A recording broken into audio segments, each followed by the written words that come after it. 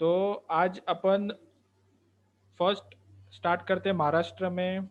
आपको सबको पता है महाराष्ट्र में बहुत सारी अलग अलग वेराइटीज़ है।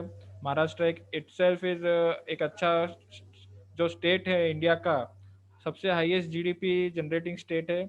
गुजरात भी एक लीडिंग स्टेट है, महाराष्ट्र भी एक लीडिंग स्टेट है। उसमें महाराष्ट्र में मुंबई, पुणे, जलगांव, अमरावती, औरंगाबाद, नासिक जैसे अच्छे इंडस्ट्रियल एरियाज है, जिधर रेगुलरली नई नई इंडस्ट्रीज आती रहती है। इसके लिए गवर्नमेंट ने बहुत सारी अलग अलग सब्सिडी की सुविधाएं प्रोवाइड की है, जिसमें वो लोग अलग अलग इंडस्ट्री को अलग अलग सब्सिडीज देती है। तो ये सब्सिडी क्या है, कैसे मिलती है, कौन सी टाइप की पॉलिसी है, वो सब आज अपन पूरा जानकारी लेके।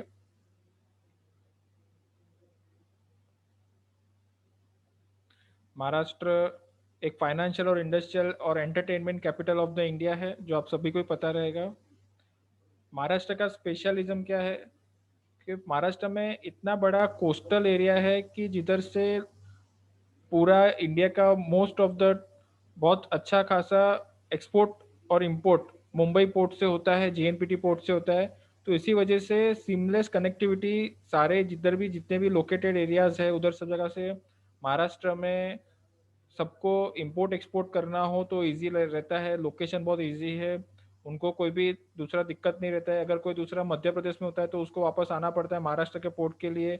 उसको एक्सपोर्ट करना है, शी से एक्सपोर्ट करना है तो उधर महाराष्ट्र में आना पड़ता है। तो उसकी वजह से क्या है, महाराष्ट्र का डेवलपमेंट बहुत अच्छा हुआ है लास्ट कई सालों में, और महाराष्ट्र का आगे भी ग्रोथ अच्छा है। तो इसीलिए ये गवर्नमेंट का जो इनिशिएटिव है कि भाई हम लोग सबको सब्सिडी दे, तो ये सब्सिडी का पॉलिसी से लोग और नए लोग जुड़े और नए लोग उसमें बेनिफिट लेके नई इंडस्ट्री डेवलप हुए।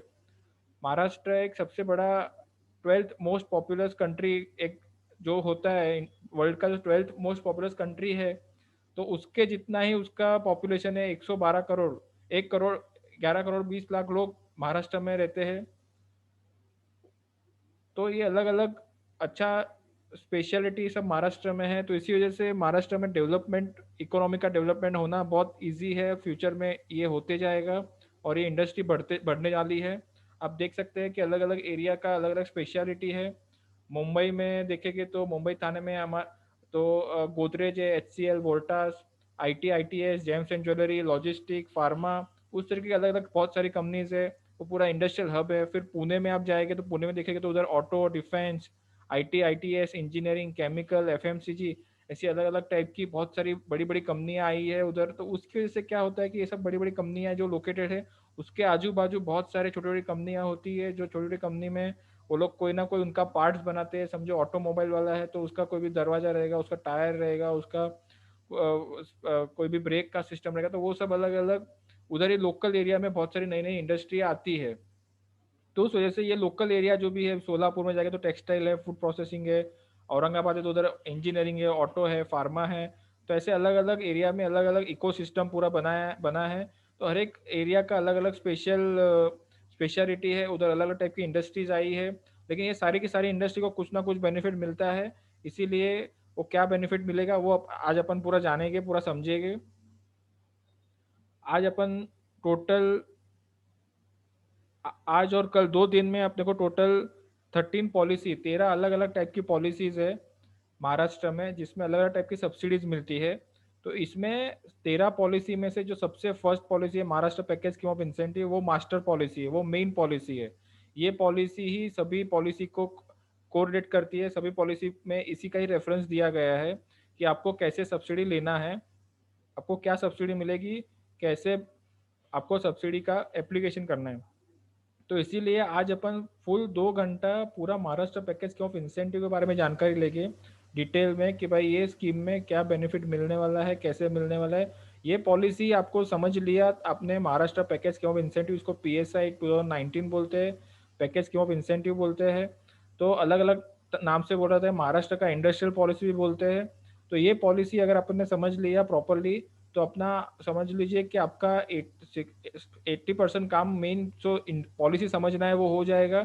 बाकी सब पॉलिसी है वो सब उसके कोरिलेशन में है, तो इसके लिए वो फटाफट अपन वो कवर कर लेंगे। तो आज स्पेशली खाली 2 घंटे से 2.5 घंटे तक अपने को आज पूरा यही समझना है कि महाराष्ट्र पैकेज के ऑफ इंसेंटिव में क्या बताया गया है।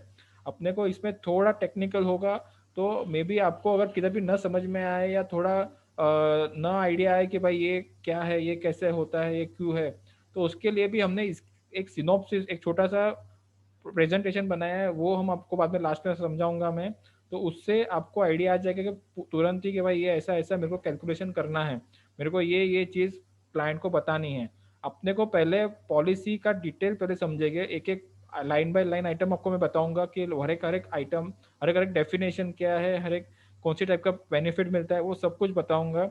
वो जानना ज़रूरी है, लेकिन आपको वो सब क्लाइंट को बताना नहीं पड़ेगा, वो सब क्लाइंट को बताने का जरूरत भी नहीं है, क्योंकि उनको उतना डिटेल में समझना नहीं रहता है। क्लाइंट को खाली समझना है कि भाई मेरे को क्या मिलने वाला है। तो लेकिन उसको क्या मिलने वाला है वो बताने से पहले अपने को उसको थोड़ा बहुत सवाल पूछना पड़ेगा कि भाई ये सवाल का जवाब मेरे को मिलेगा तो अपन बता पाएंगे उसको कि भाई हाँ ये स्कीम में ये आपको बेनिफिट मिल सकता है। तो इसके लिए अपन पूरा पहले Maharashtra package scheme of incentive का डिटेल में समझ लेंगे, लाइन बाय लाइन उसका डेफिनेशन क्या क्या है, उसके क्या क्या बेनिफिट है, वो सब कुछ समझ लेंगे। फिर आपको पूरा एकदम थरली एकदम कंप्लीट नॉलेज आ जाएगा। कंप्लीट नॉलेज आने के बाद आप किसी को भी बताना है, समझाना है, बोलना है तो आप खुद भी बोल पाएंगे। तो इसके लिए आज अपन पूरा Maharashtra package scheme of incentive के बारे में पहले स्टार्ट करते हैं।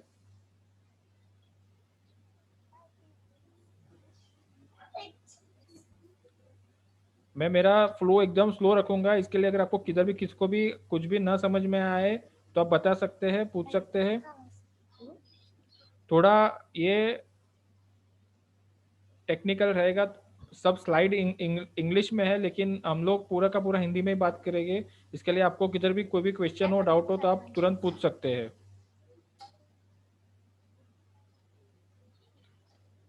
तो सबसे पहले पॉलिसी में क्या बताया गया है कि ये पॉलिसी क्यों लाया है। तो जैसे मैंने बताया कि ये पॉलिसी जो है वो बेसिकली महाराष्ट्र को इंडस्ट्रियल डेवलपमेंट करने के लिए, इंडस्ट्रियली ग्रो करने के लिए ये पॉलिसी का बेसिकली गवर्नमेंट ने इंट्रोड्यूस किया है। ये पॉलिसी आज नहीं इंट्रोड्यूस हुई है या ये साल में नहीं इंट्रोड्यूस हुई है, ये ऑलरेडी ये स्कीम्स 1960 से गवर्नमेंट चला रही है। 1960 से अलग अलग नाम से, अलग अलग तरीके से होती थी, अलग अलग तरीके से उन्होंने लोगों को बेनिफिट दिया है, लेकिन ये सब जगह तक बेनिफिट नहीं पहुंच पाया है। इसके लिए बहुत फेमस नहीं हुआ है चीज़ कि ऐसा गवर्नमेंट देती है बेनिफिट करके। तो ये अभी ये जो करंट जो पैकेज स्कीम ऑफ इंसेंटिव है वो नाम उन्होंने 2013 में दिया। 2013 की जो पॉलिसी आई उसमें उन्होंने बोला कि package scheme of incentive. Package scheme of incentive मतलब बेसिकली क्या होता है कि इंसेंटिव का पैकेज, एक पैकेज जो होता है पूरा, जिसमें सब सारी टाइप की सब चीज़ आपने एक चीज़ में डाल दिया तो उसको क्या बोलते हैं, पैकेज बोलते हैं। तो उसको पैकेज स्कीम ऑफ इंसेंटिव ऐसा नाम दिया उन्होंने। तो ये पैकेज स्कीम ऑफ इंसेंटिव जो है अभी जो रिसेंटली जो चल रही है वो 2019, 1 अप्रैल 2019 से लेके 31 मार्च 2024 तक चालू है। तो अभी करंटली अपन 2021 में है, तो अभी और 3 साल तो ये scheme as it is valid है। लास्ट ईयर जो था, लास्ट टाइम था उसके पहले का, वो 2013 का स्कीम था। इसका भी नॉलेज आपको होना चाहिए, क्योंकि 2000 आप कभी भी क्लाइंट को बताएंगे तो आप समझा पाना चाहिए कि भाई ये स्कीम कब से आई है। वो कोई भी पूछेगा कि ये कब से आया है, कितना टाइम से आया है, तो बता सकते हैं ये ऑलरेडी महाराष्ट्र गवर्नमेंट ने बहुत पुराना है। अभी रिसेंटली नया जो रिवाइज हुआ है 2019 से रिवाइज हुआ है। तो 2019 से स्टार्ट होकर 2024 तक का ये पूरा स्कीम है। तो 2024 के बाद भी ये वापस रिन्यू होगा, इसमें कोई उसको इश्यू नहीं, कोई दिक्कत नहीं है उनको। वो लोग हर साल रिन्यू करते रहते हैं, हर साल नए एडिशन करते रहते हैं। तो अपने को ये ध्यान में रखना है कि पैकेज स्कीम ऑफ इंसेंटिव 2013 था, अभी नया होके 2019 का आ गया है। तो आपको बहुत जगह पे लोग देखेंगे बोले कि 2013 का पॉलिसी में क्या बोला है, उसका कोई रेफरेंस का जरूरत नहीं है, अपने को सीधा 2019 पे ही आना है।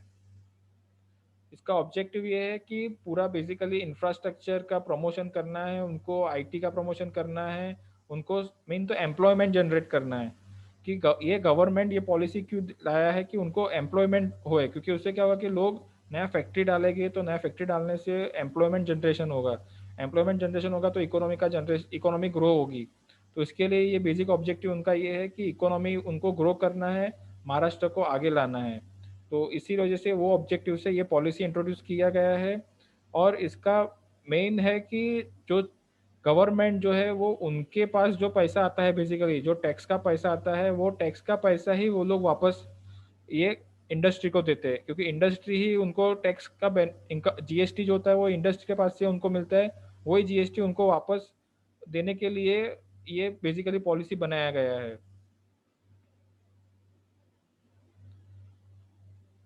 आप देख सकते हैं कि महाराष्ट्र सबसे पहला डोमेस्टिक प्रोडक्शन, मतलब डोमेस्टिक बोले तो सबसे ज़्यादा कोई भी चीज़ होता है कि आपने पकड़ लीजिए कि पेंसिल हो, पेन हो, मोबाइल हो, कंप्यूटर हो, लैपटॉप हो, तो सबसे ज़्यादा पूरे इंडिया में जो कंज्यूम करता है वो महाराष्ट्र स्टेट है। महाराष्ट्र के पास सबसे बड़ा लार्जेस्ट पब्लिक फंड है, उनके पास सबसे बड़े ऑर्गेनाइज सेक्टर्स है। तो ये सब महाराष्ट्र का स्पेशलिटी है। तो आपको कोई भी क्लाइंट जो है, कोई भी आदमी है, वो सोचेगा कि पहले मैं किधर फैक्ट्री डालूँ।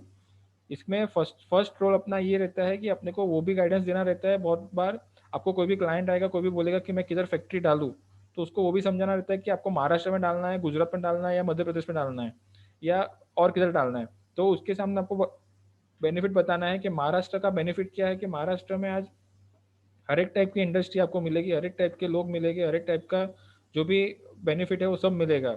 आज के तारीख में सबसे ज़्यादा हाईएस्ट बेनिफिट महाराष्ट्र में मिलता है। अगर गुजरात में भी जाएगा तो गुजरात में कोई अच्छा सब्सिडी का पॉलिसी नहीं है। मध्य प्रदेश में जाएगा तो उसको भी उतना सब्सिडी का अच्छा पॉलिसी नहीं है। महाराष्ट्र गवर्नमेंट एक ही है जो 100%, 100% जो भी उन्होंने जिसने भी इन्वेस्टमेंट किया, इन्वेस्टमेंट का मीनिंग क्या होता है वो हम समझेंगे आगे। तो वो पूरा का पूरा बेनिफिट गवर्नमेंट वापस जो इंडस्ट्री डालता है, जो फैक्ट्री डालता है, उसको पूरा का पूरा बेनिफिट देती है। तो इसकी वजह से ही लोगों को इधर महाराष्ट्र में सेटअप करने के लिए बोल वो कहते हैं कि भाई आप महाराष्ट्र में सेटअप करो तो आपको बेनिफिट अच्छा मिलेगा। फिर बेसिकली ये जो भी है, सेकेंड टाइम वापस से ये री इंट्रोड्यूस किया गवर्नमेंट ने कि भाई ये, और क्योंकि फर्स्ट फेज में उन्होंने देखा कि बहुत ज़्यादा बेनिफिट लोगों को नहीं मिला, तो इसके लिए वापस से उन्होंने ये स्ट्रेटेजी बनाई कि भाई हम ये वापस से पैकेज स्कीम डालते हैं और लोगों को बेनिफिट देते हैं। तो उसके लिए उन्होंने ये वापस से पूरा स्कीम का डिटेल गाइडलाइन जो है पूरा निकाला और बताया। तो इसके लिए अभी वापस ये पॉलिसी 2019 से लेकर 2024 तक पूरा चलने वाला है, और इसके बाद भी वो नया कुछ ना कुछ नोटिफिकेशन निकाल के वापस एक्सटेंड करेंगे। अभी ये पीरियड ऑफ ऑपरेशन बहुत इंपॉर्टेंट है, क्योंकि कितना पीरियड तक ये पॉलिसी चलेगा। तो सेम जैसे मैंने बताया कि ये एप्लीकेबल 1 अप्रैल 2019 से स्टार्ट हुआ है। ये डेट बहुत इंपॉर्टेंट है, 1 अप्रैल 2019, क्योंकि आपको कोई भी क्लाइंट आएगा, कोई भी प्रोजेक्ट आएगा, वो पूछेगा कि मेरे को पुराना बेनिफिट मिल सकता है कि नहीं। तो उस टाइम को आपको बताना है कि भाई आपने कुछ भी जो परचेज किया है, मशीनरी परचेज किया है, तो आपने 1 अप्रैल 2019 के बाद अगर खरीदी किया रहेगा तो आपको उसका बेनिफिट मिल सकता है। 1 अप्रैल 2019 के पहले अगर खरीदी किया है तो उसका बेनिफिट नहीं मिलेगा, अभी वो स्कीम बंद हो गया है। तो 1 अप्रैल 2019 से लेके आज आज हो गया 16 जून 2021 तक भी अगर आप किसी ने कुछ भी परचेज किया है तो उसका भी बेनिफिट उसको मिल सकता है। तो पुराना बेनिफिट भी उसको लाके दे सकते हैं, लेकिन वो पुराना मतलब 1 अप्रैल 2019 के बाद का होना चाहिए। और उनको नया कुछ भी परचेस करना है, कुछ भी नया बेनिफिट लेना है, तो वो 31 मार्च 2024 तक उनको ये खरीदी करना है। जो भी मशीनरी रहेगा वो 31 मार्च 2024 तक वो खरीदी कर सकते हैं। तब तक के पीरियड में, ये जो 5 साल का पीरियड है, उस पीरियड में उन्होंने जो भी खरीदा रहेगा, जो भी बाई किया रहेगा, जो भी परचेस किया रहेगा, वो सारे चीज़ का बेनिफिट उनको मिल सकता है। तो ये पीरियड बहुत इंपॉर्टेंट है, 1 अप्रैल 2019 से लेके 31 मार्च 2024, इतने पीरियड के लिए जो भी है बेनिफिट वो उनको पूरा का पूरा मिल सकता है। फिर इसमें कौन कौन कवर होता है, ये भी बहुत इंपॉर्टेंट चीज़ है, क्योंकि आपको ये जानना बहुत ज़रूरी है कि कौन किसको बेनिफिट मिल सकता है, क्योंकि वो हिसाब से आप लोगों के पास पहुंच पाएंगे, वो इंडस्ट्री को आप बता पाएंगे कि भाई ये इंडस्ट्री में आपको बेनिफिट मिल सकता है, ये इंडस्ट्री वाले को नहीं मिल सकता है। इसमें आज की तारीख में गवर्नमेंट ने सारी की सारी इंडस्ट्री, जितने भी इंडस्ट्री में मैन्युफैक्चरिंग होता है, मैन्युफैक्चरिंग बोले तो जिसमें भी रॉ मटेरियल आता है उसका फिनिश गुड्स में कन्वर्जन होता है। कि समझो किसी प्लास्टिक वाला है, प्लास्टिक का कोई पेन बनाता है, तो पेन में क्या होता है कि उसका रॉ मटेरियल रहता है प्लास्टिक के दाने। वो प्लास्टिक का दाना लाके उसको मशीन में डाल के उसको प्रोसेस करके उसका पेन बनाते हैं। तो ये रॉ मटेरियल से प्रोसेस होके फाइनल फिनिश गुड्स बन गया, तो उसको पूरे का पूरा प्रोसेस को मैन्युफैक्चरिंग बोलते हैं।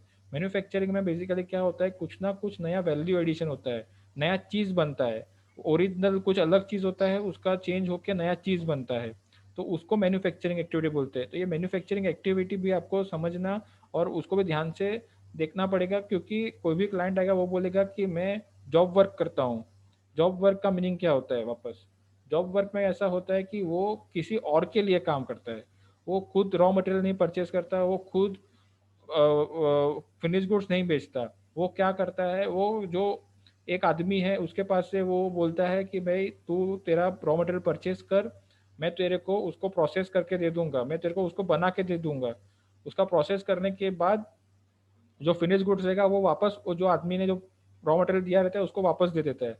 तो ऐसा अगर कोई जॉब वर्क का काम करता है तो उसको बेनिफिट मिलने का नहीं मिलेगा। पूरा का पूरा प्रोडक्ट जो रॉ मटेरियल परचेज करता है, उसको प्रोसेस करता है, उसका पास खुद की मशीनरी है और फिर उसको बेचता है, तो उसी को बेनिफिट मिलता है इसमें। तो इसके लिए आपको वो जानना बहुत ज़रूरी है।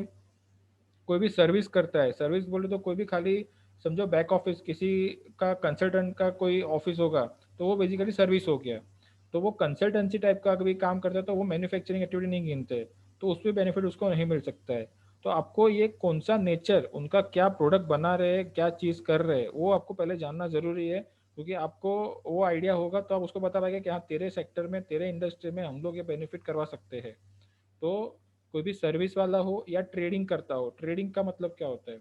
ट्रेडिंग में बेसिकली ऐसा होता है कि मैंने एक जगह से परचेज किया मटेरियल और दूसरी जगह पर बेच दिया। उसमें मैंने कुछ भी एडिशन नहीं किया, मैंने कुछ काम नहीं किया। मैंने खाली पेन, प्लास्टिक का पेन उठाया और दूसरे जगह पे मैंने बेच दिया। एक दुकान से लेकर दूसरे दुकान पे मैंने बेच दिया। तो वो ट्रेडिंग बोला जाता है। तो वो ट्रेडिंग वाले आइटम में भी अपने को कुछ बेनिफिट नहीं होता है। इसके लिए आपको वही ध्यान रखना कि कोई भी इंडस्ट्रियल एस्टेट होता है, एमआईडीसी होता है, तो उस सब जगह पे क्या होता है कि भाई वो लोग जो है वो मैन्युफैक्चरिंग करते हैं, वो लोग आइटम बनाते हैं, उनको रॉ मटेरियल आता है, थोड़े बहुत पार्ट्स वो लोग बाहर से परचेज करते हैं और पूरा का पूरा कंबाइन असेंबल करके वो सेल करते हैं। तो उस तरह का प्रोजेक्ट रहेगा तो अपन उसको बेनिफिट करवा सकते हैं।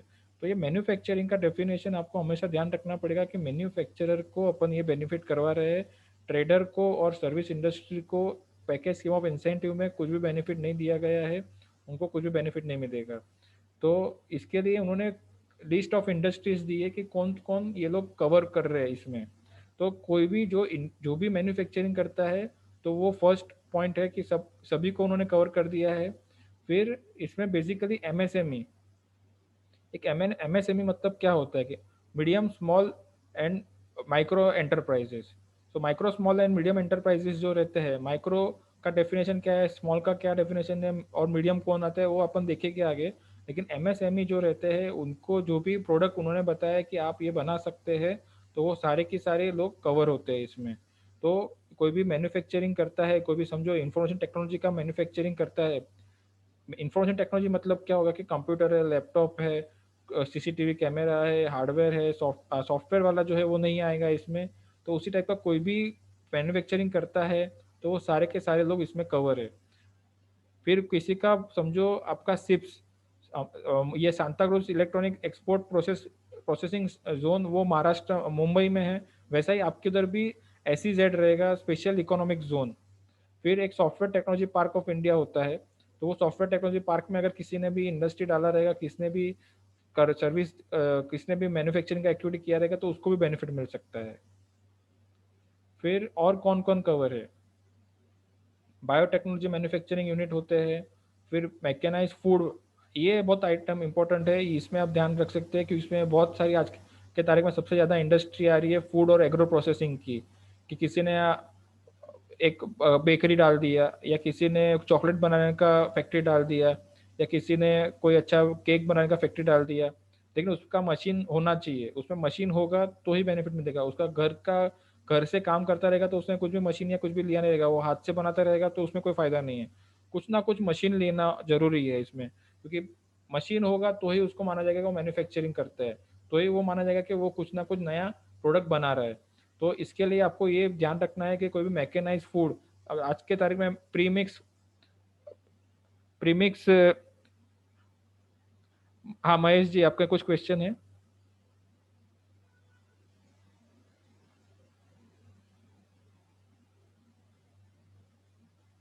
हाँ, तो आज की तारीख में कोई भी प्रीमिक्स आइटम मतलब बोले तो कोई भी टी कॉफ़ी होता है। आज के टाइम में टी कॉफ़ी कैसा होता है कि वो मशीन के अंदर डाल दिया और वो वेंडिंग मशीन में से डायरेक्ट टी निकलता है बाहर।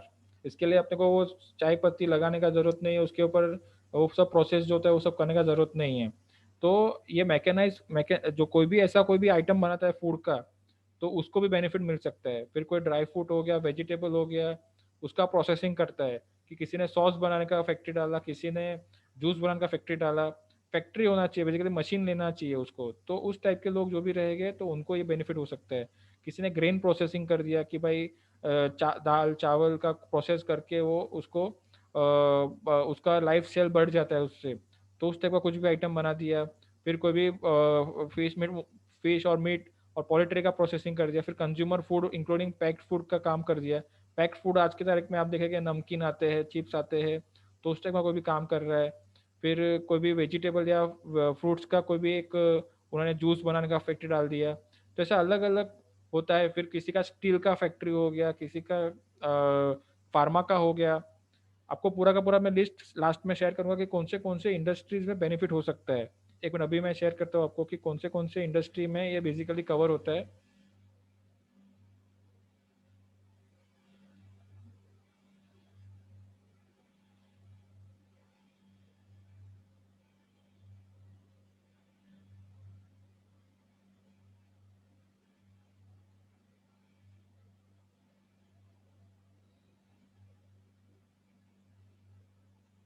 ये देखिए, ये सारी की सारी इंडस्ट्री है जिधर आप उनको बेनिफिट करवा सकते हैं। इंजीनियरिंग हो गया, केमिकल हो गया, फूड प्रोसेसिंग हो गया, स्टील हो गया, ऑटोमोबाइल हो गया, इंफॉर्मेशन टेक्नोलॉजी हो गया, मशीनरी कोई भी बना रहा है। ये मशीनरी अगर कोई बना रहा है तो उसको भी बेनिफिट हो सकता है, और वो मशीन जिसको बेच रहा है उसको भी अपन बेनिफिट करवा सकते हैं। तो मशीन वाला जो आदमी अगर रहेगा वो सबसे बेस्ट क्लाइंट आपके लिए रहेगा, कि वो खुद भी क्लाइंट है और वो आपको जो वो बेचेगा उसके भी साथ अपन काम कर सकते हैं। फिर कोई टेक्सटाइल वाला हो गया, टेक्सटाइल में मतलब कोई कपड़ा बना रहा है, या कोई भी कपड़े का जीन्स बना रहा है, या ड्रेस मटेरियल बना रहा है, तो उस टाइप का टेक्सटाइल वाले को भी बेनिफिट हो सकता है। फार्मास्यूटिकल वाले, दवाई वाले जो भी हो गए, मेटल वाले जो भी हो गए, इलेक्ट्रॉनिक्स, इलेक्ट्रिकल, बायोटेक्नोलॉजी, ये सब अलग अलग इंडस्ट्रीज है। तो ये सारे के सारे इंडस्ट्री में से भी अगर कोई भी आपका मैन्युफैक्चरिंग क्लाइंट करता हो, कोई भी नया मशीन लेता हो तो वो सबको अपन ये सब बेनिफिट कर सकता है। तो ये अलग अलग इंडस्ट्री है।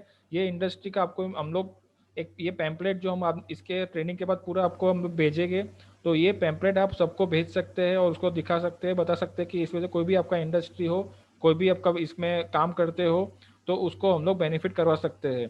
तो आपको क्लाइंट ढूंढने का है तो ये सब सारी इंडस्ट्री वाले आपको देखने की इसका कोई फैक्ट्री आजू बाजू में किधर है, कौन कर रहा है, कौन नया आ रहा है, इस टाइप का काम कौन करने वाला है। आपको सबसे बेस्ट है कि कोई भी इंडस्ट्रियल एसोसिएशन आपके लोकल एरिया में, अलग अलग इंडस्ट्री के एसोसिएशन रहेंगे। जिस टाइप का आपका जो एरिया है उधर हर एक एरिया में कोई ना कोई स्पेशल होता है। कि समझो पूना है तो उधर ऑटोमोबाइल का सबसे बड़ा हब है। तो इस तरीके से अलग अलग एरिया में अलग अलग काम होता है। तो उस तरीके से आपका लोकल एरिया में आपको जाना है, ढूंढना है, देखना है कि कौन सी इंडस्ट्री आ रही है, कौन सी इंडस्ट्रियल एसोसिएशन मेरे आजू बाजू है। तो वो इंडस्ट्रियल एसोसिएशन से आप जुड़ के उनको बता सकते हैं कि भाई ये आपके एसोसिएशन में ये बेनिफिट हो सकता है। आपके जो भी लोकल मैन्युफैक्चरर हैं, जो लोकल आपके मेंबर्स हैं, उनको हम लोग ये बेनिफिट करवा सकते हैं। तो इसके लिए आपको मेन ये सारी की सारी इंडस्ट्री के पहले इंडस्ट्रियल एसोसिएशन या इंडस्ट्रियल जो भी बोलते हैं, जैसे वसई विरार इंडस्ट्रियल एसोसिएशन हो गया, फिर पालघर इंडस्ट्रियल एसोसिएशन होता है, वैसे पुणे में भी पिंपरी चिंचवड़ एसोसिएशन है, औरंगाबाद में भी वैसे ही औरंगाबाद का इंडस्ट्रियल एसोसिएशन है।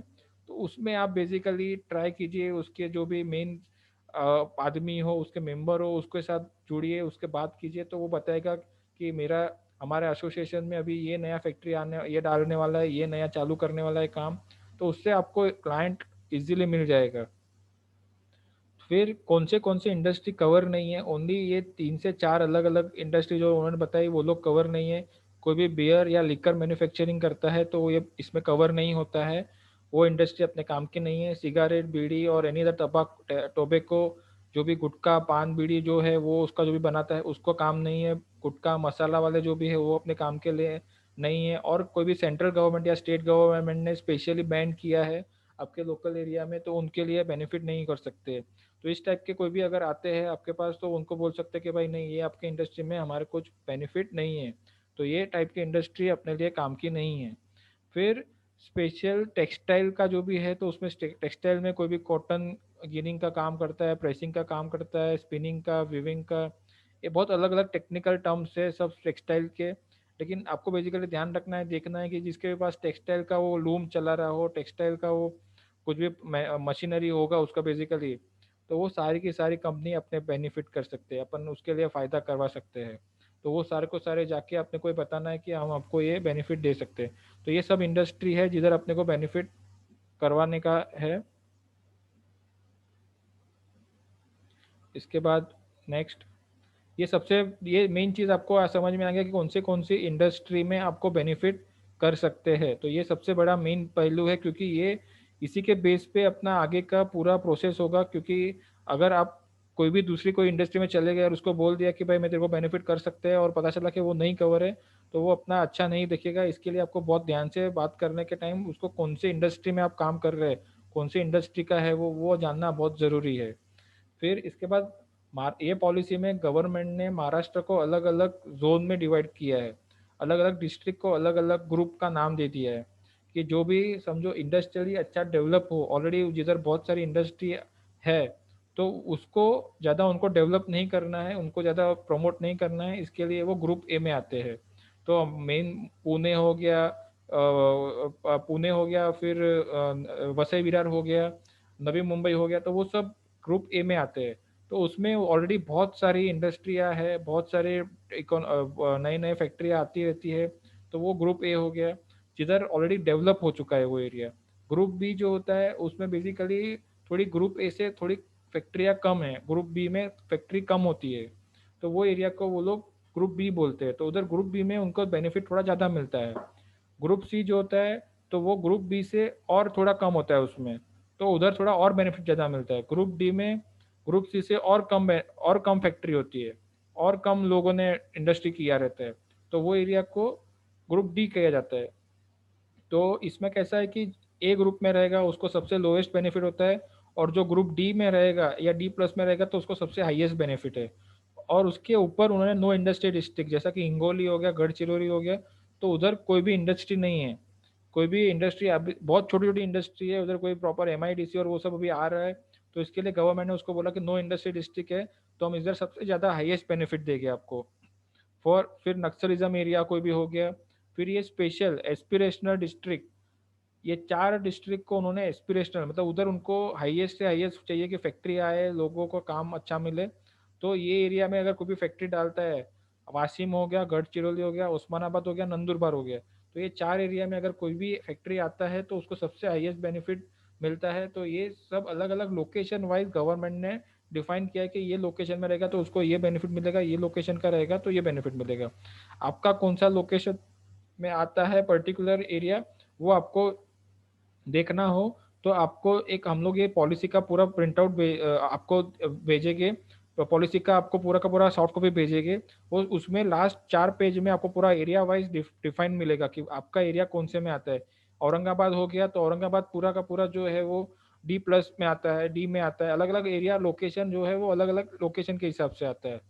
तो वो आपको देख के नक्की करना पड़ेगा कि भाई मेरा एरिया किधर आता है। आपको मैं उसी इसके लिए एक आपको लिस्ट दिखाता हूँ।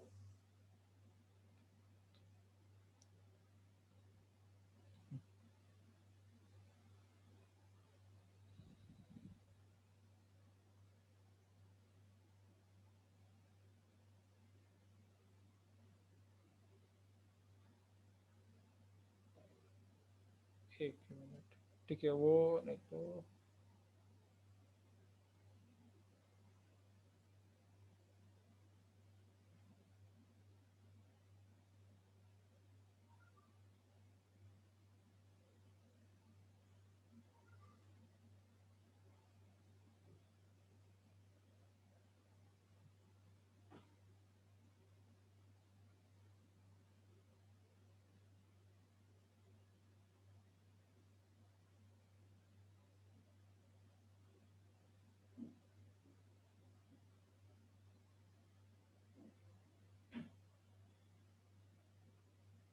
ये देखिए, ये पॉलिसी आपको सबको स्क्रीन अभी दिख रहा है।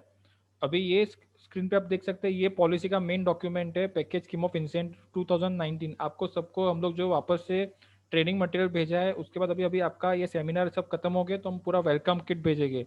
तो ये वेलकम किट में आपको ये पूरा पैकेज स्कीम ऑफ इंसेंटिव का भी, ये पॉलिसी का डॉक्यूमेंट भी रहेगा साथ में। तो ये वाला जो पेपर है, जो पैकेज स्कीम ऑफ इंसेंटिव 2019 ऐसा ऊपर जो लिखा है, ये बेसिकली मास्टर डॉक्यूमेंट है अपने लिए। इसमें ही सारा का सारा डिटेल उन्होंने बताया है कि किसको क्या बेनिफिट होगा, क्या होगा। तो यही अपन अभी देख रहे हैं, लाइन बाय लाइन आइटम इसमें ही आपको मिलेगा। ये 16 सितंबर 2019 को महाराष्ट्र गवर्नमेंट ने इश्यू किया है, लेकिन इसका स्टार्टिंग 1 अप्रैल 2019 से होता है। तो आपको इसमें मैं दिखाता हूँ कि अलग अलग एरिया वाइज किधर किधर उन्होंने बेनिफिट दिखाया है। तो ये हो गया तालुका जो भी कोकण डिवीजन में आते हैं, तो उसके लिए जो बेनिफिट होता है। तो ये अलग अलग ऐसे कोकन जो एरिया है उसमें group A, group B, group C, D, D plus. भी कोई पालघर में रहेगा तो वो पालघर वाला जो रहेगा उसको वसई हो गया, पालघर हो गया, तो वो ग्रुप ए में आता है। ये ग्रुप बी हो गया, डानू में आता है तो ग्रुप बी में आता है। डी प्लस में कोई भी जवार, मोखड़ा, तलासरी, वाड़ा, विक्रमगढ़ में अगर कोई रहेगा तो वो ग्रुप डी प्लस में आता है। तो ऐसा ऐसा लोकेशन का बाइफर्केशन है। तो ये लोकेशन के बाइफर्केशन के हिसाब से उनका बेनिफिट मिलता है। तो ये पहले यह जानना जरूरी है कि जो भी अपना क्लाइंट है, जो भी कस्टमर है, वो किधर कौन से लोकेशन में फैक्ट्री डाल रहा है। अभी समझिए कोई नासिक में है, तो नासिक में ऐसा अलग अलग डिवीजन किया है। नासिक अगर मेन सिटी में कोई आता है तो नासिक जो सिटी है वो ग्रुप बी में आता है। फिर निपाड़ है, सिन्नर है, वो ग्रुप सी में आता है। फिर ग्रुप डी में डिनोरी आता है, इलोरा, इगतपुरी। फिर ग्रुप डी प्लस में वेले आता है। तो ऐसा अलग अलग लोकेशन, उसका बेसिकली कौन सा तालुका है, वो तालुका के हिसाब से उसको बेनिफिट दिया जाता है।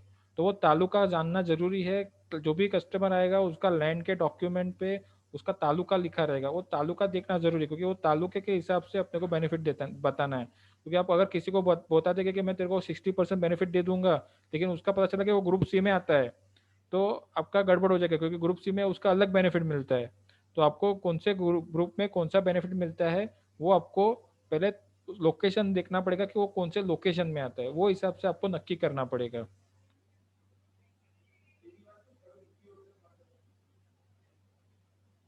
तो ये हो गया कि division of district wise classification of your areas. तो आपका एरिया कौन से में आता है, उसके लिए हमारा पूरा एक्सेल शीट है। तो उसके लिए आपको कोई ध्यान, कोई ज़्यादा वो रखना नहीं है, टेंशन रखना नहीं है कि भाई मैं कैसे ये ढूंढूंगा, कैसे फाइंड आउट करूंगा, कैसे क्या फायदा होगा।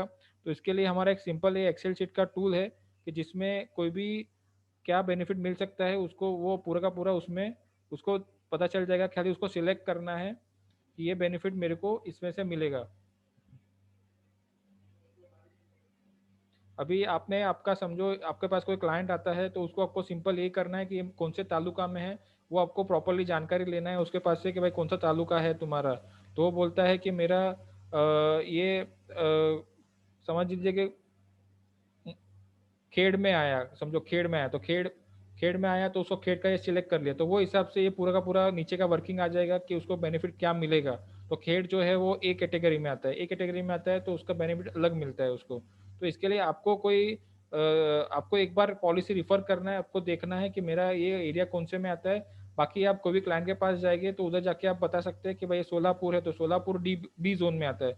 तो ये एक्सेल शीट जो है वो आपको दिया जाएगा, तो उसमें आपको डिटेल डालोगे तो ऑटोमेटिक उसमें आपको जवाब मिल जाएगा कि भाई ये लोकेशन जो है उसमें कौन सा तालुका में आता है। वो डायरेक्ट इधर से आपको पता चल जाएगा, उसका डिस्ट्रिक्ट का नाम भी पता चल जाएगा। तो ये एक्सेल शीट आपको रिफर करना रहेगा। लेकिन वन टाइम आप पॉलिसी का डॉक्यूमेंट देखेंगे तो आपको एरिया पता चल जाएगा आपका कौन सा एरिया है। फिर इसके बाद इस फर्स्ट पॉइंट अपना हो गया कि भाई अपने को यूनिट कौन से टाइप का काम कर रहा है वो। फिर सेकंड आपका क्वेश्चन होगा कि कौन से तालुका में काम कर रहा है वो। फिर थर्ड होगा कि उसका इन्वेस्टमेंट क्या है, उसका कितना नया इन्वेस्टमेंट कितना करने वाला है, कितना वो लागत लगाने वाला है, कितना प्लांट एंड मशीनरी में वो पैसा डालने वाला है। तो वो जानना ज़रूरी है, क्योंकि उसके हिसाब से अपन जान पाएंगे कि वो माइक्रो में है, स्मॉल में है, मीडियम में है, लार्ज में है या मेगा में है। क्योंकि वो हिसाब से तुमको पता चलेगा कि वो अगर छोटा है तो उसको छोटे को उसके हिसाब से बेनिफिट मिलेगा, बड़ा है तो उसको बड़े के हिसाब से बेनिफिट मिलेगा। तो वो अपने को इन्वेस्टमेंट उसका जानना बहुत ज़रूरी है कि माइक्रो रहेगा, स्मॉल रहेगा, मीडियम है। उसका स्पेशली उन्होंने डेफिनेशन दिया है कि किसको माइक्रो, स्मॉल और मीडियम एंटरप्राइज बोला जाता है। और माइक्रो स्मॉल मीडियम एंटरप्राइज जो है वो टोटल इन्वेस्टमेंट 50 करोड़ तक का जिसका भी होता है उसको एमएसएमई बोला जाता है। ये एमएसएमई का आपने बहुत बार सुना रहेगा कि एमएसएमई को बेनिफिट मिलता है। तो एमएसएमई में बेसिकली कौन आता है, जिसका भी प्लांट एंड मशीनरी में इन्वेस्टमेंट 50 करोड़ तक का होता है, तो वो सारे के सारे लोग एमएसएमई माने जाते हैं, गिने जाते हैं। एमएसएमई में भी वापस बाइफर्केशन है।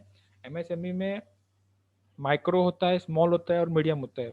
माइक्रो यूनिट जो होता है उसका जो होता है, पहले था वो 25 लाख तक का ही लिमिट था, अभी वो बढ़ा के 1 करोड़ का लिमिट कर दिया है। तो किसी ने भी अगर 1 करोड़ तक का इन्वेस्टमेंट किया है, कोई इन्वेस्टमेंट मतलब प्लांट एंड मशीनरी में डाला है पैसा, उसने 1 करोड़ तक का अगर प्लांट एंड मशीनरी खरीदी किया है तो उसको माइक्रो यूनिट बोला जाता है। कोई भी 10 करोड़ तक का किसी ने अगर इन्वेस्टमेंट किया है तो उसको स्मॉल एंटरप्राइज बोला जाता है। और 50 करोड़ तक का इन्वेस्टमेंट किया रहेगा तो उसको मीडियम बोला जाता है। ये एमएसएमई खाली अपने डेफिनेशन आपके नॉलेज के पर्पस के लिए, ये उसका कोई ज़्यादा इश्यू नहीं है। अगर आपको नहीं आइडिया आया, नहीं समझ में आया तो भी कोई इश्यू नहीं है। ये आपको याद रखने का भी इतना कोई ज़रूरत नहीं है, खाली आपको ध्यान रखना है कि 50 करोड़ तक का इन्वेस्टमेंट किया है तो ये पॉलिसी में मैं बेनिफिट करवा सकता हूँ। 50 करोड़ तक का इन्वेस्टमेंट को सारे को अपने को बेनिफिट मिल सकता है। और छोटे से छोटे 25-30 लाख वाले को भी मिल सकता है, उसमें कोई इश्यू नहीं है उसको कि भाई उसका इन्वेस्टमेंट इतना मिनिमम होना चाहिए, सबको बेनिफिट मिलता है। फिर लार्ज स्केल किसको बोला जाता है? लार्ज स्केल जो होता है बेसिकली जिसका भी एमएसएमई में जो नहीं आता है, जिसका भी 50 करोड़ से ऊपर इन्वेस्टमेंट है तो वो एमएसएमई में आता है, एमएसएमई के बाहर आ जाता है तो उसको लार्ज स्केल प्रोजेक्ट बोलते हैं। कि जिसका भी इन्वेस्टमेंट 50 करोड़ से ऊपर है, लेकिन मेगा प्रोजेक्ट मतलब उसमें बहुत बड़ा कंडीशन है, वो तो बहुत बड़ा, अगर कोई फैक्ट्री डाल रहा है 500,000 करोड़ का तो उसको मेगा प्रोजेक्ट बोलते हैं। उसका भी अलग से डेफिनेशन है, वो बाद में अपन समझेंगे। लेकिन अभी जो करंटली है वो अपने को एमएसएमई के लिए अपन बेनिफिट देख रहे हैं कि एमएसएमई में क्या क्या फायदा अपने को देना है। फिर ये ये सूर्य चल रहे इधर जल्दी से।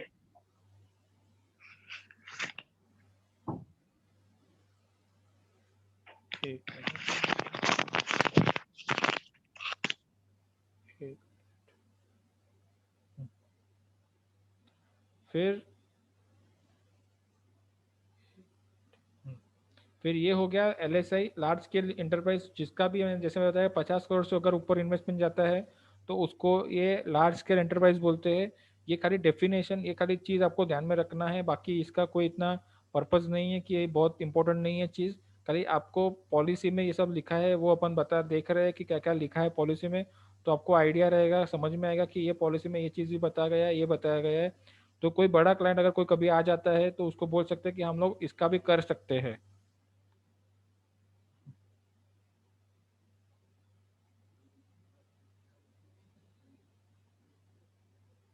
मेगा ठीक है, हाँ। ये सारी इंडस्ट्री का लिस्ट है, ये इंडस्ट्री आपको ध्यान रखने हैं।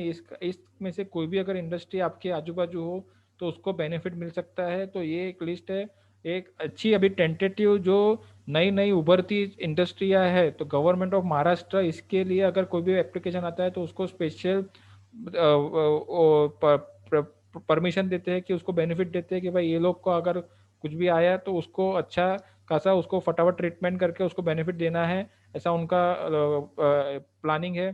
कि समझो किसी ने भी एरोस्पेस में किया, डिफेंस में किया, इलेक्ट्रिकल व्हीकल का मैन्युफैक्चरिंग किया। ये इलेक्ट्रिकल व्हीकल का मैन्युफैक्चरिंग होना चाहिए, परचेज नहीं होना चाहिए। कोई भी गाड़ी खरीदता है तो उसका अलग से बेनिफिट मिलता है, वो गाड़ी वाला खुद ला के दे देगा। लेकिन कोई गाड़ी बनाता है इलेक्ट्रिकल तो उसको स्पेशल गवर्नमेंट बेनिफिट देती है। फिर कोई एरोस्पेस में रहेगा, डिफेंस में रहेगा तो उसको भी स्पेशल गवर्नमेंट इसमें ये पॉलिसी में वो बेनिफिट देती है। तो ये सारी सारी इंडस्ट्री जो भी है वो बहुत ध्यान रखनी है। अगर आपको किसी इंडस्ट्री में से कोई भी इंडस्ट्री आपके आजू बाजू है, कोई भी आपको ध्यान में आती है कि भाई ये कर रहा है काम, तो सबको ही अपने को बताना है कि आपको ये बेनिफिट मिल सकता है पैकेज स्कीम ऑफ इंसेंटिव के अंदर। तो ये इंडस्ट्री 4.0 मतलब आर्टिफिशियल इंटेलिजेंस हो गया, मतलब एआई जिसको बोलते हैं। अभी आजकल कंप्यूटर के बहुत सारे नए नए वेबसाइट आती है। वेबसाइट में क्या होता है कि आपको खाली आपका नाम और नंबर डाला जाता है, बाद में बाकी का सब डिटेल उनको ऑटोमेटिक मिल जाता है। वो स्पेशल ऐसी टाइप की वेबसाइट रहती है, वो वेबसाइट बनाने वाले को नहीं मिलता है, उसका मशीनरी या उसने कुछ भी हार्डवेयर बड़ा बड़ा लिया रहेगा तो उसको बेनिफिट मिल सकता है। फिर टेक्सटाइल वाले मैन्यू मशीन वाले रहेंगे उसको बेनिफिट मिल सकता है। बायोटेक्नोलॉजी वाले को बेनिफिट मिल सकता है, फूड वाले को बेनिफिट मिल सकता है। ये सारे के सारे लोगों को मेन मशीनरी परचेज करनी है, मशीन परचेज किया रहेगा साथ में उसने गाला लिया रहेगा या लैंड लिया रहेगा या फैक्ट्री लिया, बिल्डिंग लिया रहेगा, तो उनको सबको ये बेनिफिट कर सकते हैं। ये भी एक आपको जानना ज़रूरी है कि अलग-अलग टाइप के एग्रो प्रोसेसिंग यूनिट रहते हैं। तो ये सारे के सारे एग्रो टाइप के जो भी फूड प्रोसेसिंग जो भी कंपनियां हैं, वो सारी की सारी इसमें कवर होती है। तो कोई भी समझो एग्रो प्रोसेसिंग मतलब सबसे पहले अगर गेहूँ चावल का आप ले ले, तो उसको गेहूँ चावल को बहुत जन क्या करते हैं, उसको क्लीनिंग का काम करते हैं, उसको प्रॉपर प्रोसेस करते हैं कि जिससे वो लोग मार्केट में उसको बेच पाए। तो वो अगर क्लीनिंग के लिए, प्रोसेसिंग के लिए अगर उन्होंने कोई भी मशीनरी लिया है बड़ा सा, तो उसको भी बेनिफिट हो सकता है। तो वो टाइप की मशीनरी को primary agro food processing industry बोलते हैं, कि वो बेसिक जो एग्रीकल्चर हुआ उसमें से उसको बेनिफिट करना है। फिर सेकंड होता है कि सेकेंडरी एग्रो फूड प्रोसेसिंग को, जो भी सेकेंडरी मतलब जिसका भी बेकिंग ब्रेड का बनाने का बेकरी का हो गया या फूड चॉकलेट का हो गया, जो बेसिकली उनका रॉ मटेरियल जो होता है वो गेहूँ आटा चावल वो सब हो गया, उसमें से वो लोग कुछ ना कुछ प्रोसेस करके उसको एक प्रोडक्ट बनाते हैं। तो सेकेंडरी फूड प्रोसेसिंग आइटम हो गया। फिर थर्ड जो हो गया, कोई भी सॉस वाला होता है, कोई भी रेडी टू ईट।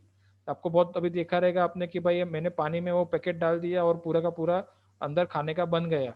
तो उस टाइप का रेडी टू ईट आता है। आपने नॉर सूप देखा रहेगा, फिर मैगी होता है। तो उस टाइप का कोई भी आइटम कोई बनाता है तो उसको टर्शरी एग्रो फूड प्रोसेसिंग बोलते हैं। तो इस टाइप के अलग अलग टाइप के फूड प्रोसेसिंग यूनिट रहेंगे, तो उसको भी अपन देख सकते हैं। उसमें भी कुछ मशीनरी लिया रहेगा, उसमें भी कुछ इन्वेस्टमेंट किया रहेगा, तो उसको भी बेनिफिट अपन करवा सकते हैं। फिर अभी आपको ये जानना ज़रूरी है कि किसको बेनिफिट मिलेगा, पुराना काम कर रहा है उसको भी मिलेगा या नया कर रहा है उसको भी मिलेगा। तो इसके लिए उन्होंने पॉलिसी में क्या बोला गया है कि अलग अलग बाइफर्केशन कर दिया है कि किसको पुराने फैक्ट्री बोला जाएगा, किसको नया बोला जाएगा। तो इसके लिए फर्स्ट अपन एग्जिस्टिंग किसको बोला जाता है, एग्जिस्टिंग बोले तो जो ऑलरेडी काम जिसका चालू है, जिसका भी यूनिट ऑलरेडी चालू है। कि समझो कोई भी है आपके आजू बाजू में कोई फैक्ट्री चालू ऑलरेडी बहुत सालों से आप देख रहे हैं, तो मतलब वो एग्जिस्टिंग यूनिट है। उधर ऑलरेडी किसी ने 5 साल 7 साल से वो काम कर रहा है, मतलब वो एग्जिस्टिंग है। तो इसके लिए उन्होंने बेसिकली क्या बाइफर्केशन किया कि जो भी यूनिट प्रोडक्शन कर रहा है 1 अप्रैल 2019 के पहले, 1 अप्रैल 2019 के पहले जिसका भी प्रोडक्शन चालू है, वो सारे के सारे को एग्जिस्टिंग माना जाएगा। 1 अप्रैल 2019 के बाद कोई नया स्टार्ट करता है तो उसको न्यू माना जाएगा। तो एग्जिस्टिंग का आपको, क्योंकि ये बहुत जानना जरूरी है, एग्जिस्टिंग और न्यू। एग्जिस्टिंग और न्यू में क्या होगा बेसिकली कि आपको एग्जिस्टिंग का बेनिफिट अलग मिलता है, न्यू का बेनिफिट अलग मिलता है। एग्जिस्टिंग रहेगा तो उसका पॉलिसी में थोड़ा डिफ्रेंसिएशन है, न्यू रहेगा तो उसको थोड़ा अलग टाइप का बेनिफिट मिलेगा। तो एग्जिस्टिंग या न्यू है वो आपको जानना बहुत ज़रूरी है। उसी हिसाब से आप बता पाएंगे कि उसको क्या बेनिफिट मिलेगा। तो एग्जिस्टिंग का मतलब सिंपल हो गया अपने लिए कि भाई जिसका भी प्रोडक्शन 1 अप्रैल 2019 के पहले चालू है वो सारी की सारी कंपनियां एग्जिस्टिंग है। और किसी ने अगर ऑलरेडी 2013 की पॉलिसी में बेनिफिट ले लिया है एक बार, इस पॉलिसी के अंदर पैकेज स्कीम ऑफ इंसेंटिव के पॉलिसी के अंदर अगर उन्होंने एक बार बेनिफिट ले लिया है और अभी वापस से उसको दूसरी बार बेनिफिट लेना है, तो भी उसको एग्जिस्टिंग यूनिट माना जाएगा। तो अगर बहुत बार आपको मिलेगा क्लाइंट कि भाई मैंने ऑलरेडी एक बार इसमें बेनिफिट किया हुआ है, मैंने ये बेनिफिट लिया हुआ है, तो वो कंपनी को अपन दूसरी बार अगर बेनिफिट करवाना है, उसे दूसरी बार नया मशीनरी परचेज किया रहेगा, तो उसको जो बेनिफिट करवाना है उसको अपने को एग्जिस्टिंग यूनिट के कैटेगरी में डालना पड़ेगा। उसका न्यू कैटेगरी में नहीं आएगा। एग्जिस्टिंग यूनिट के कैटेगरी का बेनिफिट अलग मिलेगा, न्यू का बेनिफिट अलग मिलेगा। तो एग्जिस्टिंग का जानकारी होना जरूरी, बहुत इंपॉर्टेंट है कि कंपनी किस टाइप का है, न्यू है कि एग्जिस्टिंग है। तो जो भी कंपनी 1 अप्रैल 2019 के पहले का है या किसी ने भी 2013 के पहले अगर बेनिफिट ले लिया है, 2013 की पॉलिसी में बेनिफिट ले लिया है, तो वो सारे के सारे एग्जिस्टिंग यूनिट है। फिर न्यू यूनिट कौन होता है, न्यू यूनिट का भी डेफिनेशन आपको जानना बहुत ज़रूरी है, क्योंकि न्यू यूनिट के हिसाब से ही आप बता पाएंगे कि न्यू यूनिट में बेनिफिट ज़्यादा मिलता है। एग्जिस्टिंग अगर ओल्ड यूनिट होगा तो उसको थोड़ा बेनिफिट कम मिलता है। तो अपने को ट्राई करना है क्लाइंट को कि भाई वो नया यूनिट बनाए, नया काम चालू करता रहेगा, तो वो 100% उसको बेनिफिट ज़्यादा मिलेगा। तो अपने को वो गाइडेंस देना है उसको कि भाई आप नया कंपनी करोगे तो आपको बेनिफिट ज़्यादा मिल सकता है। आपके अगर ओल्ड कंपनी में ही काम करोगे तो ओल्ड कंपनी में आपको बेनिफिट कम मिलेगा। न्यू कंपनी में काम करोगे, नया बनाओगे, नया फैक्ट्री पूरा सेटअप करोगे, नया मशीनरी तो ले रहे हो, नया मशीनरी तो वो पुराने में भी ले सकता है, तो उसको नया नहीं बोला जाता है। मशीनरी नया लेने से वो नया यूनिट नहीं होता है, उसको पूरा का पूरा कंपनी का नाम, नंबर, रजिस्ट्रेशन सब कुछ नया चालू करना है, तो वो नया यूनिट बना जाएगा। करंट फैक्ट्री में अगर नया मशीन लेता है तो उसको न्यू यूनिट नहीं माना जाता है, उसको एग्जिस्टिंग में गिना जाता है। न्यू यूनिट जो होता है वो फर्स्ट टाइम कंपनी का नाम स्टार्ट होता है कि भाई अभी पहले वो एबीसी प्राइवेट लिमिटेड के नाम से चला रहा था, या एबीसी एंड कंपनी के नाम से चला रहा था, अभी XYZ कंपनी के नाम से चला रहा है, तो उसको नया यूनिट बोला जाएगा। तो इसके लिए आपको देखना है कि वो पहले जो नाम से चला रहा था वही नाम से भी आगे चलाने वाला है, तो उसको एग्जिस्टिंग में डालना पड़ेगा। अगर वो नए नाम से चलाने वाला है, नया पूरा फॉर्मेशन करने वाला है, तो उसको न्यू यूनिट का बेनिफिट मिलता है। कोई एकदम पूरा फर्स्ट टाइम ही मैन्युफैक्चरिंग करने को आने वाला है कि नया फर्स्ट टाइम आपके लोकेशन में फैक्ट्री डालने वाला है, तो वो न्यू यूनिट में जा सकता है। क्योंकि न्यू यूनिट और एग्जिस्टिंग यूनिट का बाइफिकेशन अगर बरोबर से नहीं किया अपन ने, तो उसका बेनिफिट का कैलकुलेशन पूरा गलत हो जाएगा। उसका कैलकुलेशन करने का जो तरीका है वो न्यू यूनिट का अलग है और ओल्ड यूनिट का अलग है। तो इसके लिए जो भी एग्जिस्टिंग नहीं है वो उसको न्यू यूनिट माना जाता है। फिर उसमें कोई भी इफेक्टिव स्टेप, ये बहुत इंपॉर्टेंट है, इफेक्टिव स्टेप का मीनिंग क्या होता है। इफेक्टिव स्टेप आपको आगे डेफिनेशन उसका मैं समझाऊंगा। इफेक्टिव स्टेप भी एक बहुत मेन चीज़ है। वो काम उसने 1 अप्रैल 2019 के बाद चालू किया रहेगा, तो उसको न्यू यूनिट माना जाएगा। बेसिकली न्यू यूनिट में अपने को सिंपल एंड स्ट्रेट वही देखना है कि भाई उसने फर्स्ट टाइम काम चालू कर रहा है कि ऑलरेडी सालों से काम चालू है और उसमें कुछ नया कर रहा है वो। तो उस तरीके से उसका अपने को सिंपल एंड स्ट्रेट बेनिफिट समझ में आ जाएगा कि उसका न्यू यूनिट है या ओल्ड यूनिट है। फिर कोई भी बोलेगा कि मैं, मेरा करंट यूनिट है, उसको मैं वापस से, मेरे को उसमें नए थोड़े मशीन लेने हैं या उसको री लोकेशन करना है कि मेरा एक इंडस्ट्रियल गाला है उसमें से निकाल के मेरे को दूसरे इंडस्ट्री में जाने का है, इंडस्ट्रियल एस्टेट में जाने का है। या बोलेगा मेरे को MIDC का जो लैंड है उसमें ये नंबर के प्लॉट में मेरा अभी करंटली फैक्ट्री है, मेरे को छोटा पड़ रहा है, अभी मैं नया फैक्ट्री नया प्लॉट में डालना चाहता हूँ, बड़े प्लॉट में डालना चाहता हूँ या नए जगह पे डालना चाहता हूँ, तो उसको अपने को री एस्टेब्लिशमेंट बोलते हैं। तो उसको नया नहीं बोलते हैं, तो उसको भी एग्जिस्टिंग ही बोलते हैं। तो उसमें वो खाली लोकेशन चेंज कर रहा है, पूरा फैक्ट्री उठा के, पूरा मशीनरी उठा के दूसरी जगह पे डाल रहा है, तो उसको भी न्यू नहीं बोलते, उसको भी एग्जिस्टिंग ही बोलते हैं। तो न्यू में उसको क्या होता है, बेसिकली उसने पूरा का पूरा लैंड नया लिया, पूरा का पूरा फैक्ट्री नया लिया, पूरा का पूरा ज़मीन नया लिया, सब कुछ नया लिया, मशीन नया लिया, तो उसका न्यू यूनिट में आता है। अब तक का आपको सबको क्लियर हो गया रहेगा। अपन तो 2 मिनट का ब्रेक ले लेते हैं बीच में। अगर आपको किसी को भी इस अब तक कुछ भी डाउट हो या कुछ भी क्वेश्चन हो तो आप अनम्यूट करके मेरे को पूछ सकते हैं।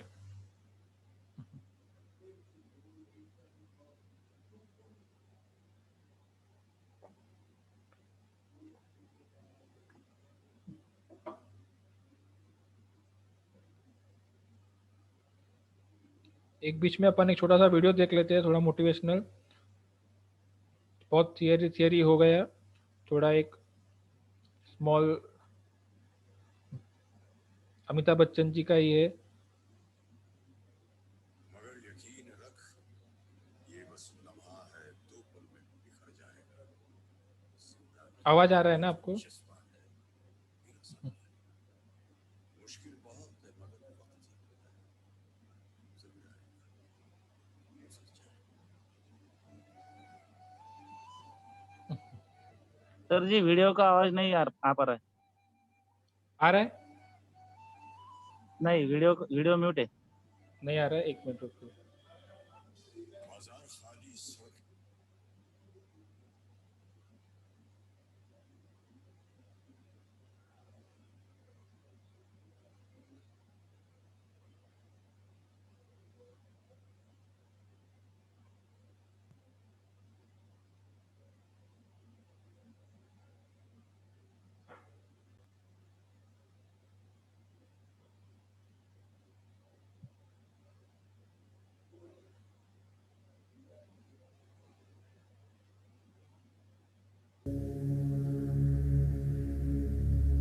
गुजर जाएगा, अभी आवाज आ रहा है ना? गुजर जाएगा।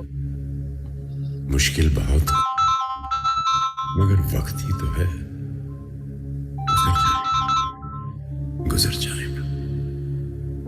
जिंदा रहने का ये जो जज्बा है फिर उभर आए, गुजर जाएगा, जास्त लांब राहणार, जास्त गुजर जवळ जाएगा। मास्क नाही लावलेलं. माना मौत चेहरा बदल कर आई है, माना मौत चेहरा बदल कर आई है, माना रात काली है, भयावह है, गहराई है। लोग दरवाजों पे रस्तों पे रुके बैठे हैं, लोग दरवाजों पे रस्तों पे रुके बैठे हैं, आए हैं सहमे, छिपे बैठे हैं। मगर यकीन रख, ये बस लम्हा है, 2 पल में बिखर जाएगा। जिंदा रहने का ये जो जज्बा है, फिर असर लाएगा। मुश्किल बहुत है मगर वक्त ही तो है, गुजर जाएगा।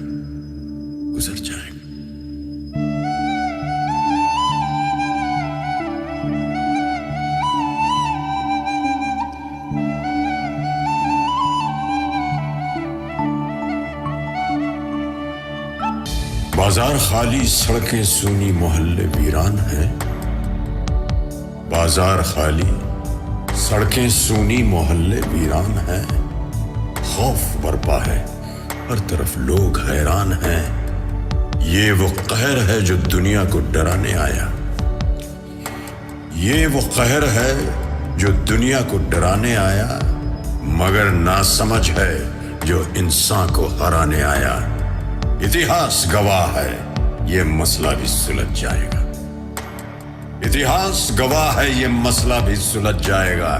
जिंदा रहने का ये जो जज्बा है, गुम हुआ है, टूटा नहीं। जिंदा रहने का ये जो जज्बा है, गुम हुआ है, टूटा नहीं। यही जज्बा फिर असर लाएगा, फिर उभर आएगा। मुश्किल बहुत है मगर वक्त ही तो है, गुजर जाएगा।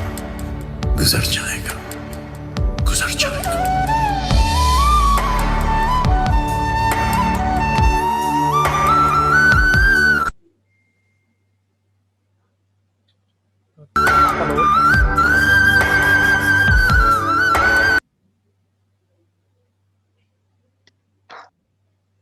हाँ जी प्रतीक जी। हाँ, अभी आपको किसी को भी कोई डाउट या क्वेश्चन हो तो जरा पूछ सकते हैं। हाँ, एक क्वेश्चन था हाँ कि मान लीजिए एक आदमी ने पीएमईजी के माध्यम से एक यूनिट, बेकरी का यूनिट स्टार्ट किया है हाँ 2019 में। हम्म तो उसने वो 25% वाला पीएमईजी का कैपिटल सब्सिडी लिया हुआ है। हाँ तो क्या वो पर्सन ये पैकेज स्कीम ऑफ इंसेंटिव जो महाराष्ट्र गवर्नमेंट का है उसको हाँ अप्लाई कर सकता है या एलिजिबल है वो? हाँ, अगर प्रधानमंत्री वाला किया है तो कर सकता है। इसमें 2 चीज है, एक हाँ चीफ मिनिस्टर वाला एक होता है हाँ chief minister employment generation programme है जो हाँ, वो वो महाराष्ट्र वाला है। सीएमईजीपी। हाँ हाँ, सीएमएजी में किया है कि प्रधानमंत्री में किया है उसने? पीएमईजीपी में क्या है, मतलब सेंट्रल वाला में किया है। सेंटर वाले में किया है ना, तो वो कर सकता है। हाँ इसमें कैसा है कि स्टेट का कैसा पॉलिसी है कि कोई भी एक ही चीज में आप अप्लाई कर सकते हैं अच्छा। कोई भी एक ही चीज का आप बेनिफिट ले सकते हैं। तो चीफ हाँ मिनिस्टर में ये जाएगा, नहीं तो पीएसआई में जाएगा, दोनों में से एक में उसको जाना है। हाँ हाँ हाँ। अभी समझो अपन वो पीएसआई में गए तो हाँ अपन वो उनका जो इंटरेस्ट सबवेंशन स्कीम है उसमें नहीं मिल सकता क्या अपने को? हाँ, पीएसआई में इंटरेस्ट सबवेंशन वाला स्कीम जो आप बोल रहे हैं वो तो 2% जो आरबीआई वाला है वो अलग हाँ स्कीम है। अच्छा। वो इंटरेस्ट सबवेंशन जो मिलता है उनको वो आरबीआई क्या बोलता है कि भाई आपका जो भी बैंक लोन है, हाँ जो भी वर्किंग कैपिटल लोन है उसके ऊपर आपको 2% हम लोग माफ करेंगे। तो वो अच्छा वर्किंग कैपिटल के लिए हो गया। अपने को ये अच्छा। सारा जो भी बेनिफिट देना है वो सब उसका मैन्युफैक्चरिंग के लिए जो उसने टर्म लोन लिया रहेगा, हाँ टर्म लोन अलग रहता है और वर्किंग कैपिटल लोन अलग रहता है। टर्म अच्छा। लोन जो रहता है वो बेसिकली किस चीज़ के लिए मिलता है, जो भी मशीनरी लेता है तो उसको बैंक वाले जो होते हैं वो टर्म लोन देते हैं। अपने को हम्म। बहुत इंपॉर्टेंट चीज़ है टर्म लोन, क्योंकि अपने को जो भी आदमी को लोन आप करवा रहे हैं, फैक्ट्री के लिए करवा रहे हैं, मशीन के लिए करवा रहे हैं, तो उसको बोलने का कि तेरे को टर्म लोन लेना पड़ेगा। तो अच्छा। वर्किंग कैपिटल लोन मत ले। हाँ वर्किंग हाँ हाँ कैपिटल तेरे को लेना है वो ले, तो उसको अलग चीज रखो, उस पर बेनिफिट हाँ नहीं मिलेगा। उसको बेनिफिट वो 2% वाला जो बेनिफिट मिलेगा वो मिलेगा। हाँ। टर्म लोन अगर लिया रहेगा तो उसका वो लोन का जो इंटरेस्ट है वो ये पीएसआई की स्कीम में उसको बेनिफिट मिल सकता है उसके ऊपर। तो तो मोटा मोटा सर, अगर एक आदमी को सेंट्रल गवर्नमेंट का मिल गया है हाँ सब्सिडी, यानी समझो केवीआईसी का, तो हाँ वो भी स्टेट गवर्नमेंट का भी सब्सिडी ले सकता है? यस ले सकता है, कोई इश्यू नहीं अच्छा है। अच्छा, हाँ हाँ हाँ, ठीक है। ये एक चीज अच्छा बताया कि इस पे आपको टर्म लोन का चीज बहुत ध्यान में रखना है। आप जो भी लोन का करते हैं, आप जो भी बताओगे कि भाई लोन लिया है कि नहीं आपने, आप जब भी पूछोगे सब लोग, तभी उनको मेन देखना है कि उससे टर्म लोन लिया होना चाहिए। लोन में भी अलग अलग टाइप के लोन्स आते हैं, एक होता है बिजनेस लोन हो गया। एक बिजनेस लोन में क्या होता है कि अनसिक्योर्ड लोन होता है। तो वो बिजनेस लोन में वो लोग क्या करते हैं कि भाई कुछ भी सिक्योरिटी नहीं लेते बैंक वाला, और उसको ऐसे ही रैंडमली पैसा दे देता है कि भाई तेरे को मैंने 10 लाख रुपया दे दिया, और तेरे को वो 15% 18% पे ब्याज पे तेरे को पैसा देना रहेगा। तो वो बेनिफिट उस पर कुछ नहीं मिलेगा। दूसरा होता है होम लोन होता है, तो उसका भी कुछ बेनिफिट नहीं मिलता है। दूसरा तीसरा होता है लैब लोन अगेंस्ट प्रॉपर्टी होता है।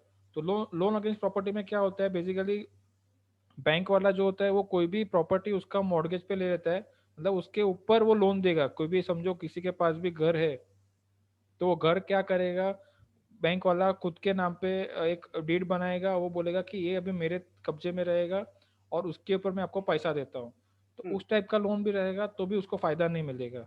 अपने को जो लोन चाहिए वो बेसिकली टर्म लोन चाहिए। टर्म लोन का बेसिकली मीनिंग क्या होता है कि उसने जो भी समझो उसको मशीनरी खरीदना है, तो बैंक वाला क्या करता है कि उसको 10 लाख का मशीन लेना है, तो उसको बोलेगा कि मैं तेरे को मशीन के ऊपर 70% पैसा दूंगा, 7 लाख रुपए तुमको मैं पैसा दूंगा, और वो 7 लाख रुपया तुमको 7 साल में वापस करना रहेगा।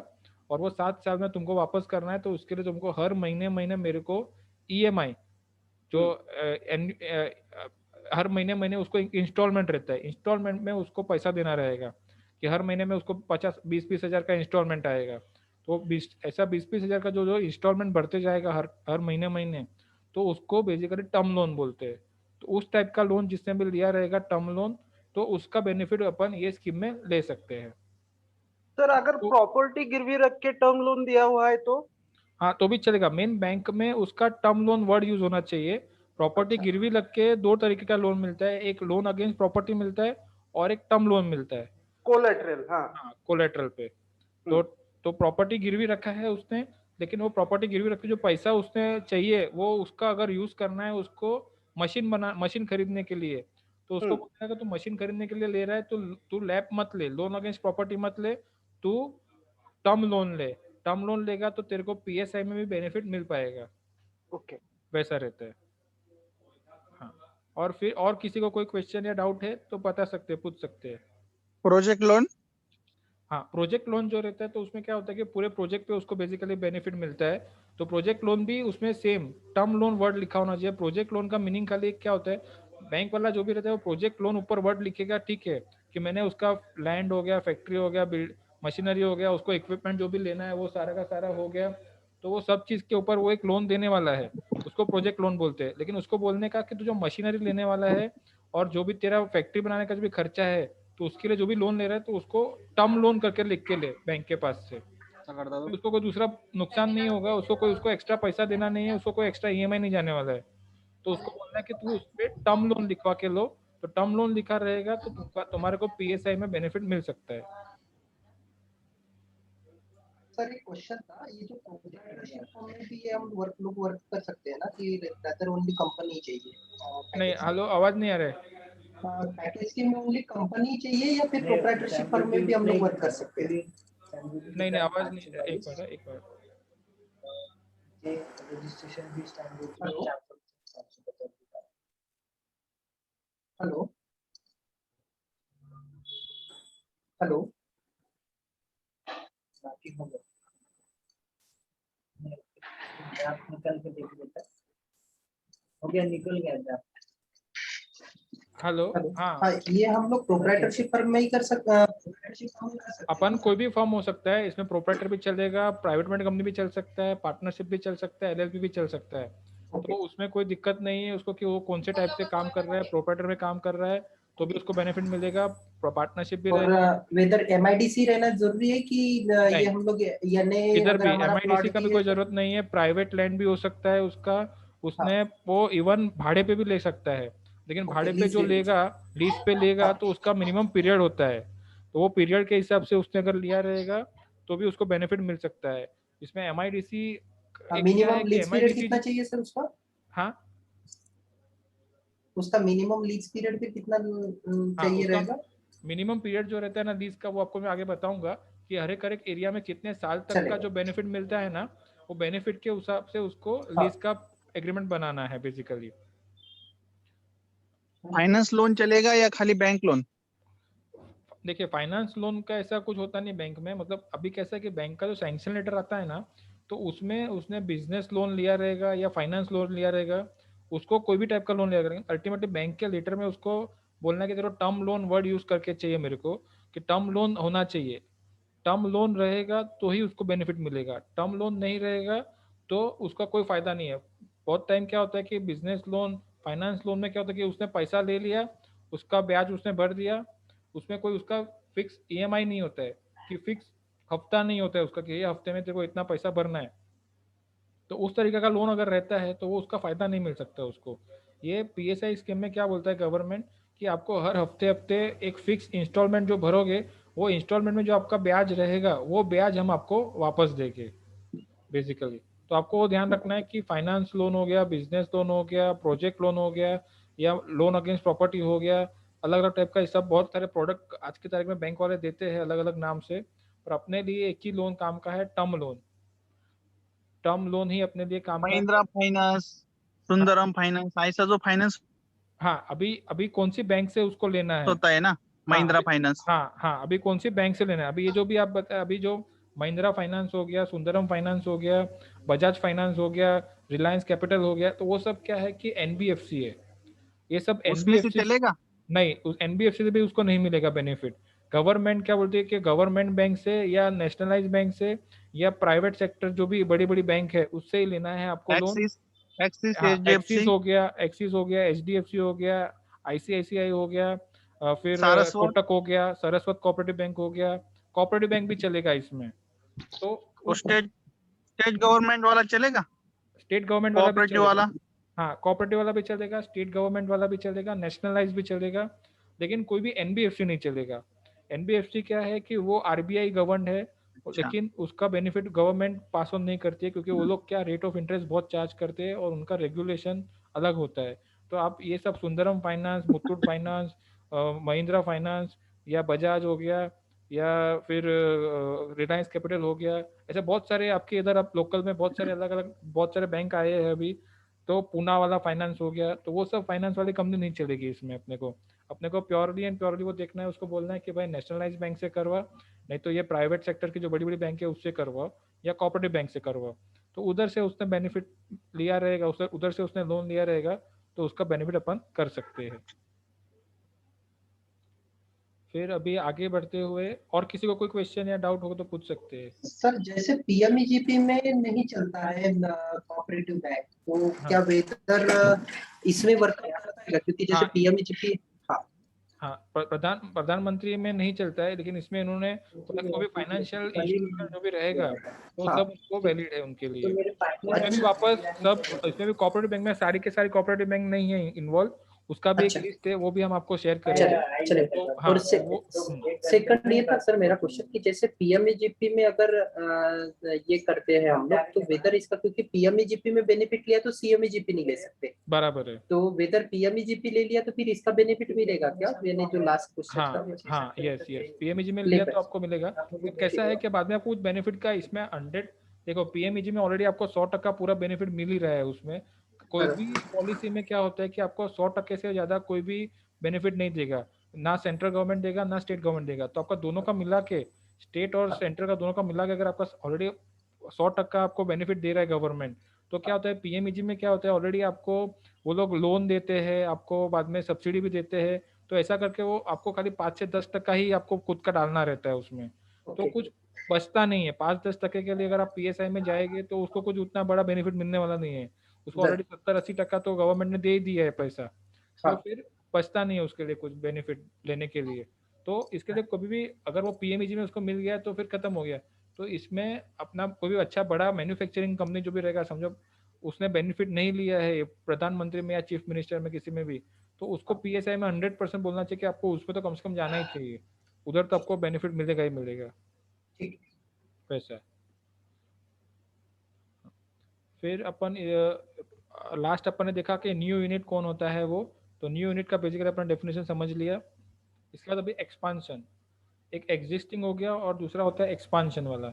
एक्सपांशन मतलब बेसिकली जो भी करंटली जिसका भी काम चालू है, जिसका भी फैक्ट्री चालू है, जिसने भी ऑलरेडी करंटली बिजनेस कर रहा है वो, उसमें वो और नया कुछ एडिशन करने वाला है, कुछ नया कुछ मशीनरी खरीदने वाला है, उस टाइप के जो भी लोग रहते हैं तो उसको एक्सपांशन बोलते हैं। एक्सपांशन में डाइवर्सिफिकेशन भी हो सकता है। डाइवर्सिफिकेशन मतलब क्या होता है कि अभी करंटली वो प्लास्टिक की पेन बना रहा है, तो वो बोलेगा कि अभी मेरे को प्लास्टिक का बकेट बनाना है, मेरे को प्लास्टिक का ये वाटर बॉटल बनाना है, तो उसको डाइवर्सिफिकेशन बोलते हैं। तो उस टाइप का अगर कोई काम करता रहेगा तो उसको भी बेनिफिट मिल सकता है। तो उसका पूरा डेफिनेशन है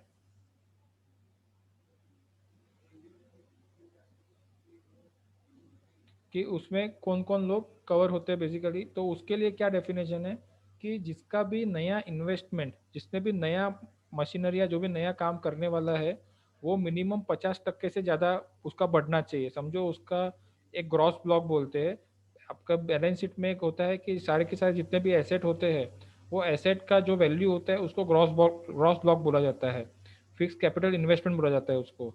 तो वो ग्रॉस ब्लॉक उसका जो भी रहेगा, समझो अभी उसका 10 लाख का टोटल मशीनरी उसने अब तक खरीदा हुआ है, और अभी आगे उसका प्लान है कि मेरे को और नया 2.5 लाख का मशीनरी लेना है, तो उसको मिनिमम 25% से ज़्यादा अगर नया मशीनरी लेता रहेगा तो उसको ये अपन बेनिफिट करवा सकते हैं।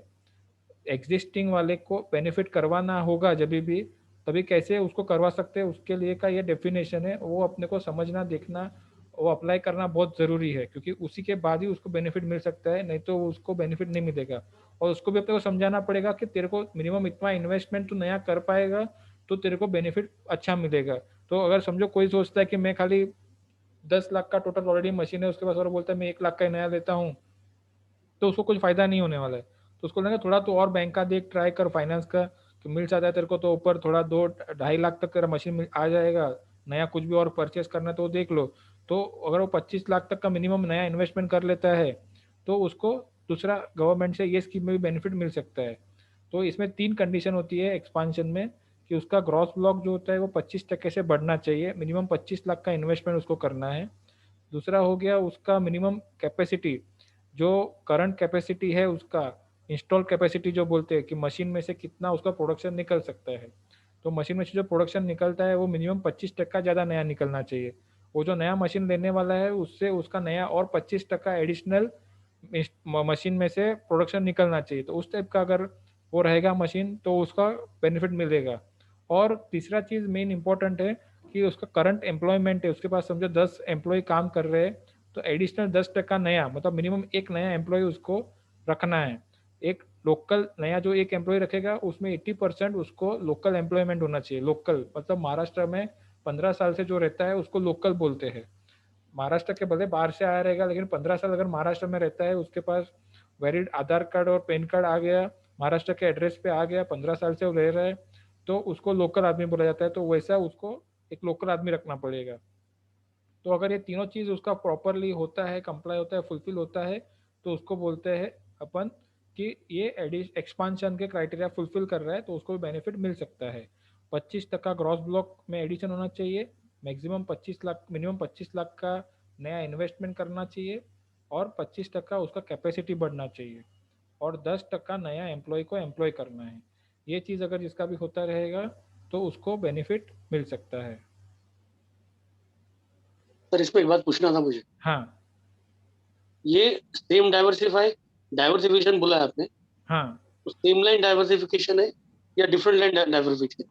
डिफरेंट लाइन जैसा एग्जांपल, डिफरेंट लाइन, जैसे मैंने आपको बताया कि कोई जैसा मैं एग्जांपल बताता हूँ आपको। हाँ, जैसा पेन बनाने वाला जो बंदा है, हम्म, अगर उसने बोल दिया कि मैं मशीन बनाता हूँ, मतलब कंपोनेंट, ऑटोमोबाइल कंपोनेंट बनाता हूँ, हाँ तो वो डाइवर्सिफिकेशन हो जाएगा उसका, हाँ, उसका डिफरेंट लाइन डाइवर्सिफिकेशन हो जाएगा। हाँ, उसका वो डाइवर्सिफिकेशन हो गया कि अभी पहले ऑलरेडी पेन बना था, अभी मशीन बना रहा है वो, तो पूरा डाइवर्सिफाइड हो गया उसका, तो भी वो एलिजिबल हो जाएगा इसमें। सेम लाइन, सेम डाइवर्सिफिकेशन भी काम में आता है और डिफरेंट लाइन भी काम में आता है क्या? यस, डिफरेंट लाइन भी काम में आता है। तो लेकिन अभी इसमें कैसा है कि डिफरेंट लाइन का आदमी अगर समझो पूरा मशीन का नया फैक्ट्री नया बना रहा है, काम कर रहा है, तो उसको बेनिफिट वो हो सकता है कि अपन उसको समझा सकते हैं कि भाई उससे तू नया कंपनी बना, कि भाई तू सेम कंपनी में ही एकदम प्रोडक्ट तेरा दोनों अलग डिफरेंट है, तो उससे अच्छा क्या होगा कि तू दूसरा नया कंपनी बनाएगा तो उसमें तेरे को बेनिफिट अच्छा और मिलेगा, क्योंकि एग्जिस्टिंग कंपनी को बेनिफिट मैं आगे आपको बताऊंगा कि थोड़ा उसको कम मिलता है, जो पुराना कंपनी रहेगा उसको बेनिफिट कम मिलता है, और जो नया कंपनी रहता है उसको बेनिफिट ज़्यादा मिलता है। तो अगर उसका अच्छा खासा नया काम चालू कर रहा है तो नया कंपनी बनाने का काम बहुत ईजी है, वो अपन कर सकते हैं, उसको बता सकते हैं, समझा सकते हैं क्या कैसे रहता है, उसमें किधर भी आपको दिक्कत है तो हम लोग आपको पूरा गाइडेंस देंगे कि क्या नया कंपनी उसको कैसे बनाना है, कैसे क्या करना है। Okay, thank you.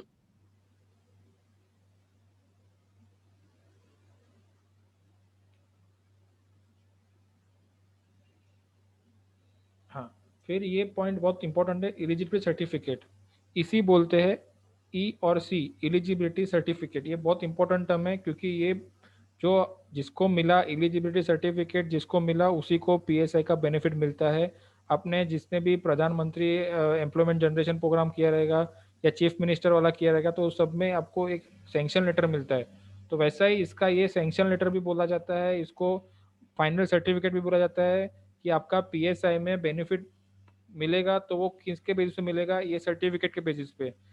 आपको बैंक के टर्म्स में बताओ तो बैंक भी कैसा सैंक्शन लेटर देता है कि वो सैंक्शन लेटर रहेगा, उसमें सब टर्म्स एंड कंडीशन लिखा रहेगा, उसमें सब कुछ लिखा रहेगा कि आपको क्या बेनिफिट, कितना सब्सिडी मिलने वाला है, कितना बेनिफिट कभी कभी मिलने वाला है, वो सारा का सारा चीज़ इसमें लिखा रहता है। तो उसको एलिजिबिलिटी सर्टिफिकेट बोलते हैं। तो ये एलिजिबिलिटी सर्टिफिकेट बहुत इंपॉर्टेंट है, वो आने के बाद ही किसी को भी कंफर्म होता है कि भाई आपको ये प्रोजेक्ट में कुछ फ़ायदा मिलने वाला है कि नहीं। वो फ़ायदा लेने के लिए उसको ये सर्टिफिकेट लेना बहुत ज़रूरी है। ये सर्टिफिकेट उसके पास रहेगा तो उसको क्लियर कट पता चलेगा कि मेरे को आगे नेक्स्ट 7 साल, 5 साल, 10 साल, कितने साल में कभी कभी क्या बेनिफिट मिलने वाला है। तो ये जो एलिजिबिलिटी सर्टिफिकेट लाने का काम है वही अपना मेन काम है, क्योंकि ये सर्टिफिकेट अपने को DIC के ऑफिस से ला के देना है कि भाई ये सर्टिफिकेट में आपको ये लिखा लिखा मिलेगा, पूरा का पूरा स्टेट गवर्नमेंट से अप्रूव किया हुआ लेटर, DIC के थे अपने को अप्रूव किया हुआ लेटर ये लाना है, क्योंकि ये लेटर में ही उसका फाइनल मिलेगा कि भाई तुमने ये 1 करोड़ का इन्वेस्टमेंट किया है, उसमें तुमने 10 लाख मशीन में डाला है, 40 लाख का लैंड लिया है, 20 लाख का अपने मशीनरी लिया, ये जगह लिया है, और बाकी का आपने अलग अलग इन्वेस्टमेंट किया है। तो ऐसा करके आपने 1 करोड़ का इन्वेस्टमेंट किया है, तो वो 1 करोड़ में आपको नेक्स्ट 10 साल में कितना पैसा वापस मिलेगा, कैसे वापस मिलेगा, वो सब आपको उसमें लिखा मिलेगा। तो वो जो सब लिखा रहेगा उसको बेसिकली ईसी बोलते हैं। शॉर्ट टर्म में आप किधर भी जाएंगे तो आपको सब बोलेगा कि ईसी आया क्या, ईसी मिला क्या, ईसी मेरे को चाहिए, तो इसको बोलते हैं एलिजिबिलिटी सर्टिफिकेट। ये फाइनल सैंक्शन लेटर है। ये सैंक्शन लेटर पे सब कुछ लिखा रहेगा, टर्म्स एंड कंडीशन, कि उसको आगे फ्यूचर में क्या फुलफिल करना है, कैसे काम करना है, उसको गवर्नमेंट को क्या क्या डिटेल देना है, वो सब कुछ इसमें लिखा रहता है। जैसा बैंक का अपने को लेटर आता है वैसा ही इसका लेटर आएगा कि इसमें ये चीज़ हमने ओके किया है, ये चीज़ हमने ओके नहीं किया है, इसमें आपका इतना इन्वेस्टमेंट है, वो हमने इसमें से खाली आपका इतना इन्वेस्टमेंट ही बेनिफिट मिलेगा, 1 करोड़ का आपने इन्वेस्टमेंट जो लिया है उसमें से 50 लाख का बेनिफिट मिलेगा या 80 लाख का मिलेगा, क्या मिलेगा, वो सारा का सारा चीज़ ये सर्टिफिकेट में लिखा हुआ मिलेगा अपने को। और ये सर्टिफिकेट के बेसिस पे ही क्लाइंट को कंफर्मेशन होगा कि हाँ अपन ने पूरा काम कंप्लीट करके दिया है, और उसको भी हर साल जो रिफंड लाना है, उसके जो बैंक अकाउंट में पैसा लाना है, तो वो सारा का सारा उसको जब भी कभी मिलेगा कि जब भी जो कंडीशन जितने भी दिए रहेंगे एलिजिबिलिटी सर्टिफिकेट में वो सारी की सारी अगर उसने फुलफिल की है, उसने कंप्लीट की है, तो ही उसको पैसा मिलेगा। तो ये अपने को वन टाइम फर्स्ट ला के देना रहता है। जैसे ही उसका प्रोडक्शन खत्म हो जाता है, प्रोडक्शन स्टार्ट हो जाता है, उसने जैसे ही फर्स्ट प्रोडक्शन चालू किया तो इमीडिएटली अपने को अप्लाई करना रहेगा। तो इमीडिएटली अपने को बताना रहेगा डिपार्टमेंट को कि भाई मेरा इतना इतना इन्वेस्टमेंट किया है, ये इन्वेस्टमेंट में मैंने इतना इतना खर्चा हुआ है, ये चीज़ इधर लगाया है, वो सब अपने को बताना रहता है। और वो हिसाब से अपने को गवर्नमेंट DIC ऑफिस जो है वो अपने को एलिजिबिलिटी सर्टिफिकेट देगी, इश्यू करेगी।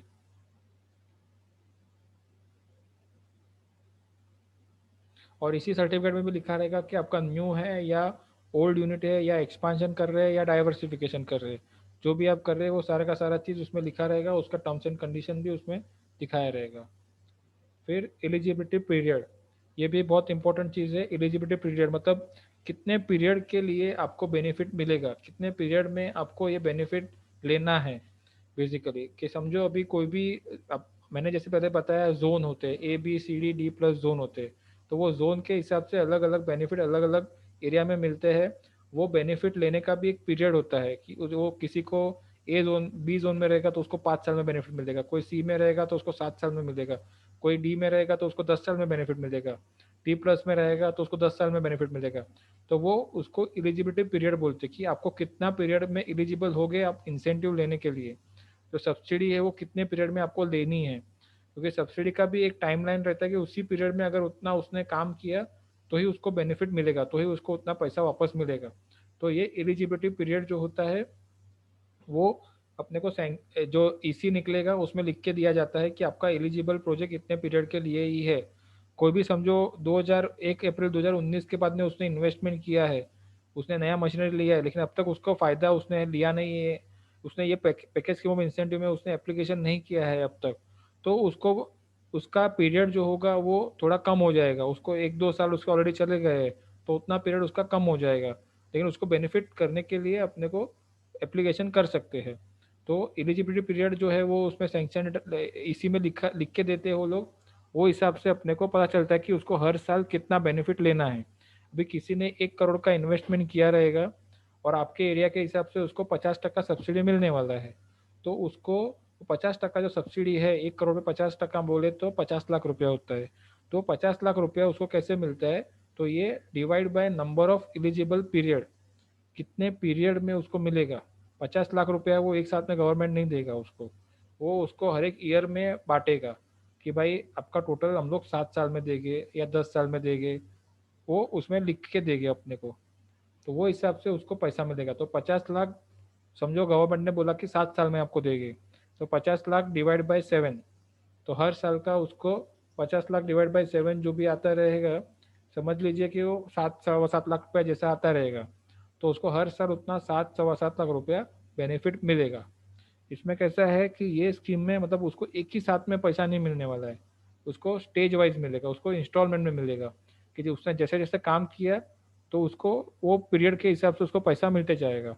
तो उसको जो पीरियड जो बोलते हैं कौन से पीरियड में कितना मिलेगा, वो हर साल का एक फिक्स होता है। जैसे अपना बैंक लोन में कैसा रहता है कि EMI फिक्स होता है कि मेरे को हर महीने इतना पैसा भरना ही है, वैसा ही इसमें कैसा रहता है कि आपको टोटल इतने पीरियड में आपको ये सब्सिडी लेना ही है, उतने पीरियड में ही आपको सब्सिडी मिल पाएगा, उसके आगे नहीं मिलेगा या उसके पहले भी आपको नहीं मिलेगा। उसका 7 साल दिखा तो 7 साल में ही टोटल आपको लेना है, ऐसा भी नहीं कि आप 5 साल में ले लिया और मैंने ख़त्म कर दिया तो नहीं चलेगा, क्योंकि उसका एक लिमिट फिक्स कर देंगे।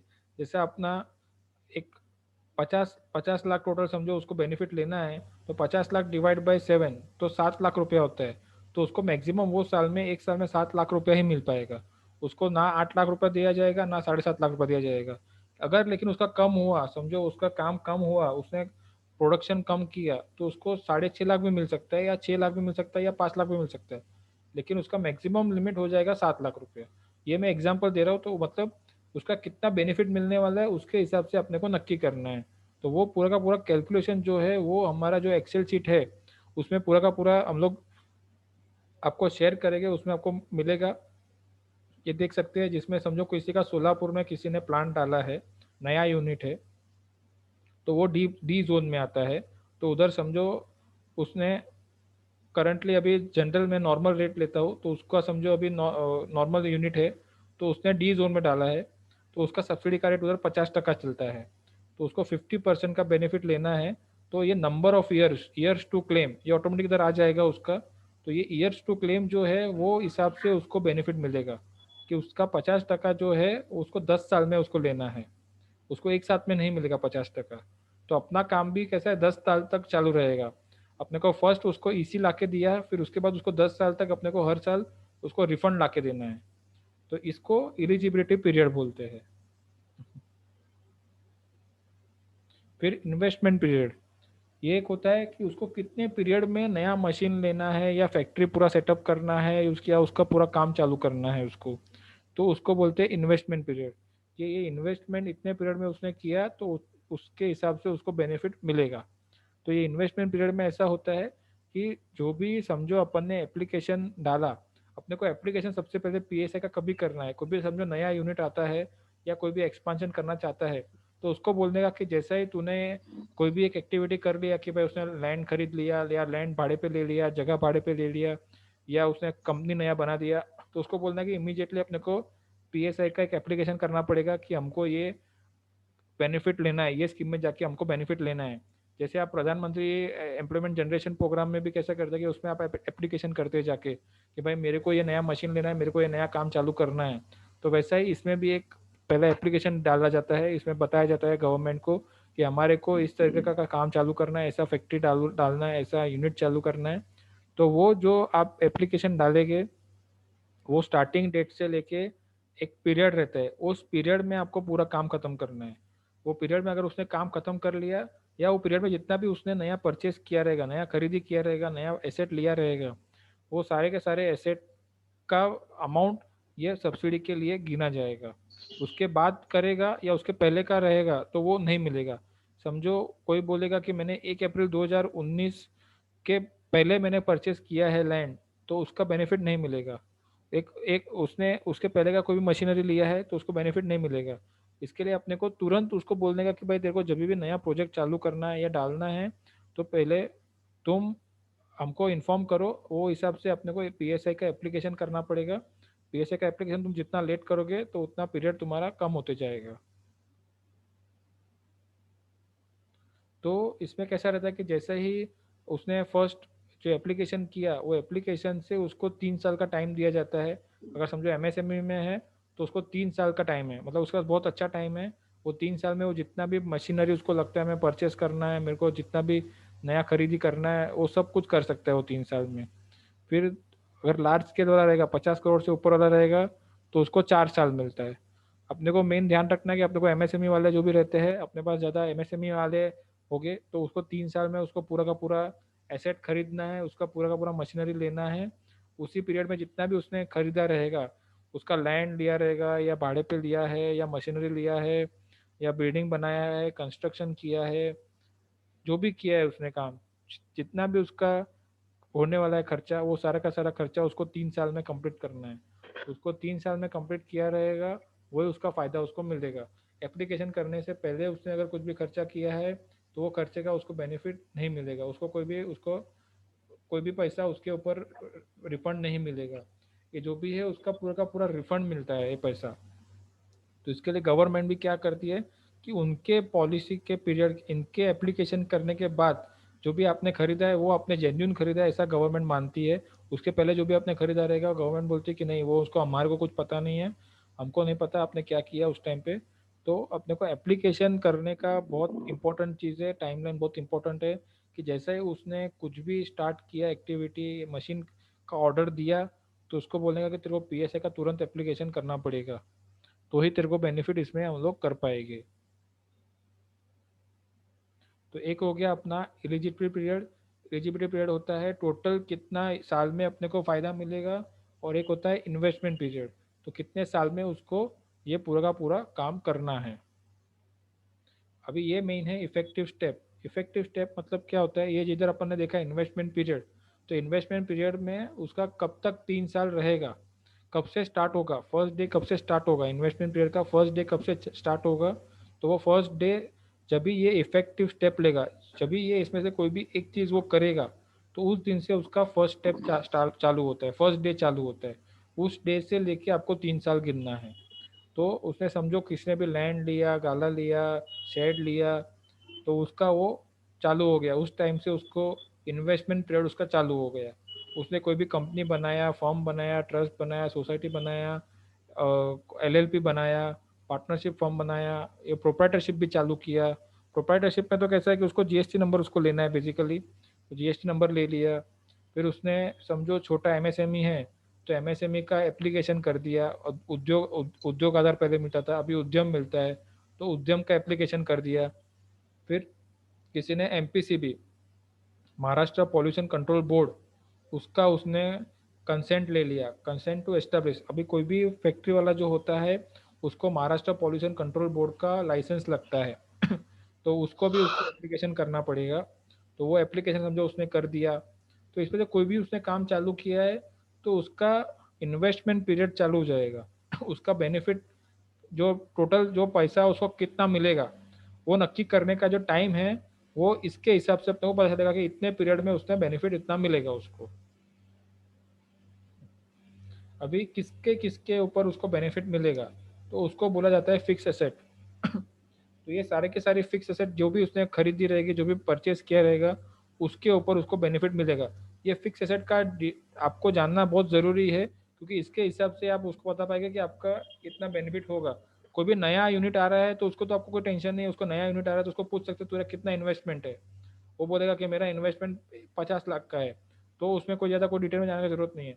मेन दिक्कत तभी आएगी जब भी आप एक्सपांशन वाले यूनिट को पकड़ेंगे, जब भी जो डाइवर्सिफिकेशन कर रहा है उसको पकड़ेंगे, उसको पूछेगा कि तेरे को बेनिफिट करवा के दूंगा, तो उस टाइम पे वो पूछेगा कि मेरे को कितना बेनिफिट मिलेगा।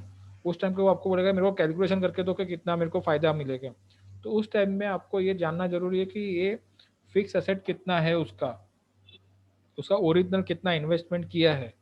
तो फिक्स एसेट में क्या आता है, लैंड आता है, बिल्डिंग आता है, बिल्डिंग के आजू बाजू का जो भी एरिया आता है वो आता है, क्वार्टर्स आते हैं, फैसिलिटी कोई भी उसने कोई भी किया है वो भी सब आ जाता है, प्लांट एंड मशीनरी हो गया, टूल्स हो गया, इक्विपमेंट हो गया, फिर उसका cost of development of a location हो गया, मतलब लैंड को डेवलप करना है, ज़मीन को डेवलप करना है, उसको बिल्डिंग को डेवलप करना है, फैक्ट्री का जो जो फेंसिंग कर रहा है, वो सब कुछ जो भी आ गया वो सारा का सारा के ऊपर उसको बेनिफिट मिलेगा, वो सारे के सारे चीज़ के ऊपर उसको फ़ायदा मिलेगा। तो इसके लिए आपको वो जानना ज़रूरी है कि उसको किसके ऊपर बेनिफिट मिलेगा।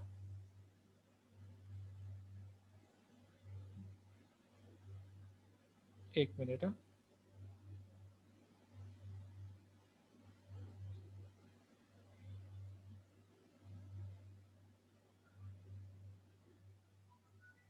हाँ, तो ये फिक्स एसेट का डेफिनेशन जानना बहुत ज़रूरी है, क्योंकि ये सारे के सारे चीज़ के ऊपर अपने उसको फ़ायदा करवाने वाले हैं। तो ये टोटल जो भी रहेगा, जो भी अमाउंट आएगा फिक्स एसेट का, उसके ऊपर उसको बेनिफिट मिलने वाला है। तो अगर उसने कोई एमआईडीसी में भी डिपॉजिट देने वाला है, उसको एमआईडीसी में भी जब भी कोई लैंड लेता है तो उसके ऊपर भी उसको फ़ायदा मिल सकता है। तो किधर कोई भी लैंड हो तो उस पर उसको फ़ायदा मिल सकता है।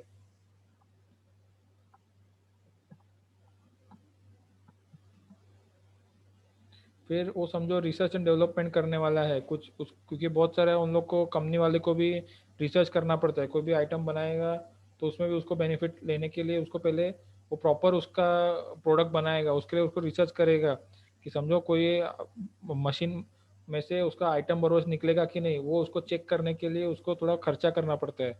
तो वो R&D का कवर कुछ भी खर्चा किया रहेगा तो उसका भी बेनिफिट उसको मिल सकता है।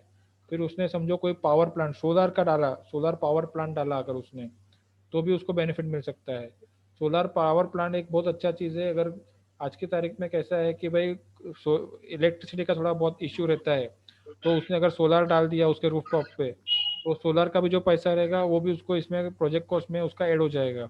तो इसके लिए उसको उसका भी पैसा उसका ऐड हो जाएगा, तो वो भी बेनिफिट उसको मिलेगा। तो उसके बाद उसने कोल्ड स्टोरेज डाला, समझो किसी छोटा कोई भी कंपनी है जो खाने का आइटम बना रहे, तो उसको बहुत टाइम क्या होता है कि कोल्ड स्टोरेज का भी जरूरत होता है। तो छोटा सा अगर उसने कोल्ड स्टोरेज भी बना दिया साइड में, तो कोल्ड स्टोरेज के ऊपर का भी जो पैसा लगा रहेगा, जो भी उसने खर्चा किया रहेगा, वो भी उसका बेनिफिट का पार्ट गिना जाएगा, उसके ऊपर भी उसको बेनिफिट मिलेगा। तो ये सारे के सारे जो भी है वो फिक्स असेट हो गए। ये फिक्स असेट के ऊपर अपने को बेनिफिट उनको लाके देना है बेसिकली। फिर ग्रॉस फिक्स कैपिटल इन्वेस्टमेंट, वो फिक्स एसेट जो होता है उसी का ही टोटल मार्केट जो आएगा उसको बोला जाएगा ग्रॉस फिक्स कैपिटल इन्वेस्टमेंट। कि ये ग्रॉस टोटल अमाउंट इतना होता है, 1 करोड़, 10 लाख, 50 लाख, 40 लाख, कितना हो रहा है सबका, लैंड बिल्डिंग प्लांट मशीनरी सबका मिला के कितना अमाउंट हो रहा है, तो उसको बोला जाएगा ग्रॉस फिक्स कैपिटल एसेट। अगर किसी ने कोई समझो एग्जिस्टिंग है, उसने कोई पुराना मशीन बेच दिया तो उतना अपने को अमाउंट माइनस करना पड़ेगा, कोई नया खरीदा है उसको ऐड करना पड़ेगा। सेकंड हैंड जो रहेगा, इसमें ये ध्यान रखिए कि सेकंड हैंड अगर कोई भी बोलता है कि मैं सेकंड हैंड परचेस करूंगा तो उसके ऊपर मेरे को बेनिफिट मिलेगा क्या, तो नहीं मिलेगा। सेकंड हैंड अगर लोकल परचेस किया है उसने तो उसके ऊपर बेनिफिट नहीं मिलेगा। खाली ओनली एंड ओनली उसने अगर इम्पोर्ट किया है इंडिया के बाहर से डायरेक्ट, वो खुद के नाम पे इम्पोर्ट करेगा और उसका लाइफ 10 साल का मिनिमम रहेगा, तो ही उसके ऊपर बेनिफिट मिल सकता है। तो इम्पोर्टेड सेकेंड हैंड मशीनरी रहेगा तो ही उसको फ़ायदा मिलेगा। उसको सेकेंड हैंड अगर वो मशीन लेता है तो लोकल सेकेंड हैंड मशीन लेगा तो कुछ भी फ़ायदा नहीं मिलेगा। इसके लिए मेन कंडीशन है पीएसआई में कि आपको नया मशीन लेना है, फर्स्ट टाइम आपके नाम पे मशीन होना चाहिए, आपके नाम पे ही मशीन होगा तो ही आपको बेनिफिट मिलेगा। दूसरे के नाम पे मशीन रहेगा या दूसरे कंपनी के नाम पे रहेगा तो आपका वो मशीन नहीं माना जाएगा। और अगर आप वो मशीन उस कंपनी से ये कंपनी में आपके कंपनी में खरीदी करते हैं, परचेज करके आप दिखाते हैं तो भी नहीं चलेगा। ओरिजिनल ब्रांड न्यू मशीन ही आपको लेना है, वही मशीन के ऊपर गवर्नमेंट बेनिफिट देगा। फिर दूसरा होता है लैंड का कॉस्ट। जो समझो किसी ने प्राइवेट लैंड ले लिया, एमआईडीसी की जगह पे उसने प्राइवेट लैंड में चला गया, तो प्राइवेट लैंड का कैलकुलेशन जो होता है उसको पूरा का पूरा बेनिफिट नहीं मिलता है। उसमें उसका रेडी रेक्टर कॉस्ट, बाजार मूल्य एक एक होता है, एक होता है कि मोह बदला वैल्यू, एक होता है कि उसका गवर्नमेंट का प्राइस क्या है, गवर्नमेंट का रेट क्या है। क्योंकि गवर्नमेंट का भी एक रेडी रेक्टर निकलता है, गवर्नमेंट भी बताता है कि ये जगह का इतना ही भाव रहेगा, तो वो गवर्नमेंट का जो रेट डिक्लेयर किया रहेगा, गवर्नमेंट का जो रेट बताया रहेगा, वो रेट के हिसाब से उसका लैंड का प्राइस गिनना है।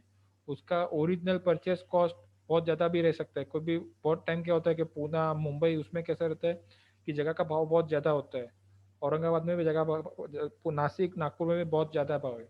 तो आपको एक्चुअल जो भाव पे आपने लैंड खरीदा, कि समझो उधर आपका भाव चल रहा है कि एक 25 लाख रुपया एकड़, तो लेकिन गवर्नमेंट का रेडी रेकनर एक होता है, रेडी रेकनर के हिसाब से जो भाव होता है मे बी 4 लाख रुपये होगा, 5 लाख रुपया पर एकड़ चलता रहेगा। तो उसने भले 25 लाख रुपया पे किया रहेगा खरीदी करने के लिए, लेकिन उसको खाली बेनिफिट 4 लाख या 5 लाख जो गवर्नमेंट ने नक्की किया है वो भाव से उसको मिलेगा। तो ये भाव किधर से आपको मिलेगा? जब भी वो आदमी लैंड का रजिस्ट्रेशन करेगा या जगह का रजिस्ट्रेशन करेगा या गाला का रजिस्ट्रेशन करेगा, तो उस टाइम पे उसके एग्रीमेंट के ऊपर लिखा रहता है कि रेडी रेकनर का वैल्यू कितना है, मोह बदला वैल्यू कितना है, बाजार मूल्य कितना है, वो सब कुछ उसके ऊपर लिखा रहता है। तो उसमें से अपने को जो गवर्नमेंट का भाव रहेगा वो अपने को लेना है। उसको ऐसा नहीं बताना कि पूरा का पूरा तेरा 50 लाख का गाला है तो वो 50 लाख के 50 लाख पे मिल जाएगा बेनिफिट। नहीं, 50 लाख तो भले मार्केट वैल्यू है, लेकिन उसको फ़ायदा जो गवर्नमेंट का वैल्यू रहता है, स्टैम्प ड्यूटी का वैल्यू जो रहता है, उसके ऊपर ही उसको बेनिफिट मिलता है। तो उस तरीके से अपने को कैलकुलेट करना पड़ेगा कि इसमें से ये इतना मिलेगा, इसमें से ये मिलेगा, ऐसा ऐसा अपने को एक टोटल अंदाज लगाना पड़ता है कि ये सब इसको बेनिफिट मिलेगा इसके ऊपर। अभी ये जो काम है पूरा का पूरा, वो पूरा का पूरा डीआईसी से होता है। तो जिधर भी आपका कोई भी होगा, ये एमएसएमई होगा या लार्ज स्केल होगा, वो सबके लिए अपने को जाना पड़ता है डीआईसी के ऑफिस में। डीआईसी के ऑफिस में ये अपने को एप्लीकेशन करना पड़ता है। वही लोग सब ये पूरा का पूरा जो है इम्प्लीमेंटिंग एजेंसी जिसको बोलते हैं, कि ये जो पूरा गवर्नमेंट की तरफ से जो काम करने वाला है, कि जो सब्सिडी का डिपार्टमेंट जो बोलते हैं, वो डीआईसी ऑफिस रहता है, डायरेक्टर ऑफ इंडस्ट्रीज रहता है। तो ये डिस्ट्रिक्ट ऑफ इंडस्ट्रीज रहता है। तो वो डीआईसी में अपने को जाके उधर से अपने को ये सैंक्शन लेटर मिलेगा, उधर से अपने को ये एलिजिबिलिटी सर्टिफिकेट मिलेगा। हर टाइम जो भी रिफंड भी लेना है वो भी उधर ही जाके अपने को अप्लाई करना पड़ेगा। तो अपने लिए एक ही जगह मेन है डीआईसी ऑफिस, जिधर अपने को पूरा का पूरा सारा का सारा एप्लीकेशन करना है। अभी करंटली पूरा का पूरा प्रोसेस उनका ऑफलाइन है, अभी कुछ भी ऑनलाइन नहीं चल रहा है। डायरेक्ट अपने को मैन्युअली पूरा फॉर्म बनाएंगे, भरेंगे, बनाएंगे और फिर उधर जाके सबमिट करेंगे। अभी मेन पार्ट होता है चालू, कि जिसमें अपने को समझना है कि कितना बेनिफिट किसको क्या मिलेगा, कैसे मिलेगा, कैसे उसको पैसा वापस आएगा, उसके बारे में अपन पूरा जानकारी लेंगे। उसको बोलते हैं फाइनेंशियल इंसेंटिव। फाइनेंशियल इंसेंटिव बोले तो फाइनेंस मतलब एक्चुअल पैसा कितना मिलेगा उसको, फाइनेंस। तो उसका कैलकुलेशन समझने के लिए अभी अपन ने ऑलरेडी सब सारे के सारे डेफिनेशन समझ लिए कि अलग अलग डेफिनेशन में अलग अलग क्या क्या उन्होंने बताया है। तो अभी ये फाइनेंशियल इंसेंटिव जो होते हैं वो कैसे मिलते हैं, ये कैसे उनको पैसा वापस मिलेगा, वो अपन पूरा समझते हैं।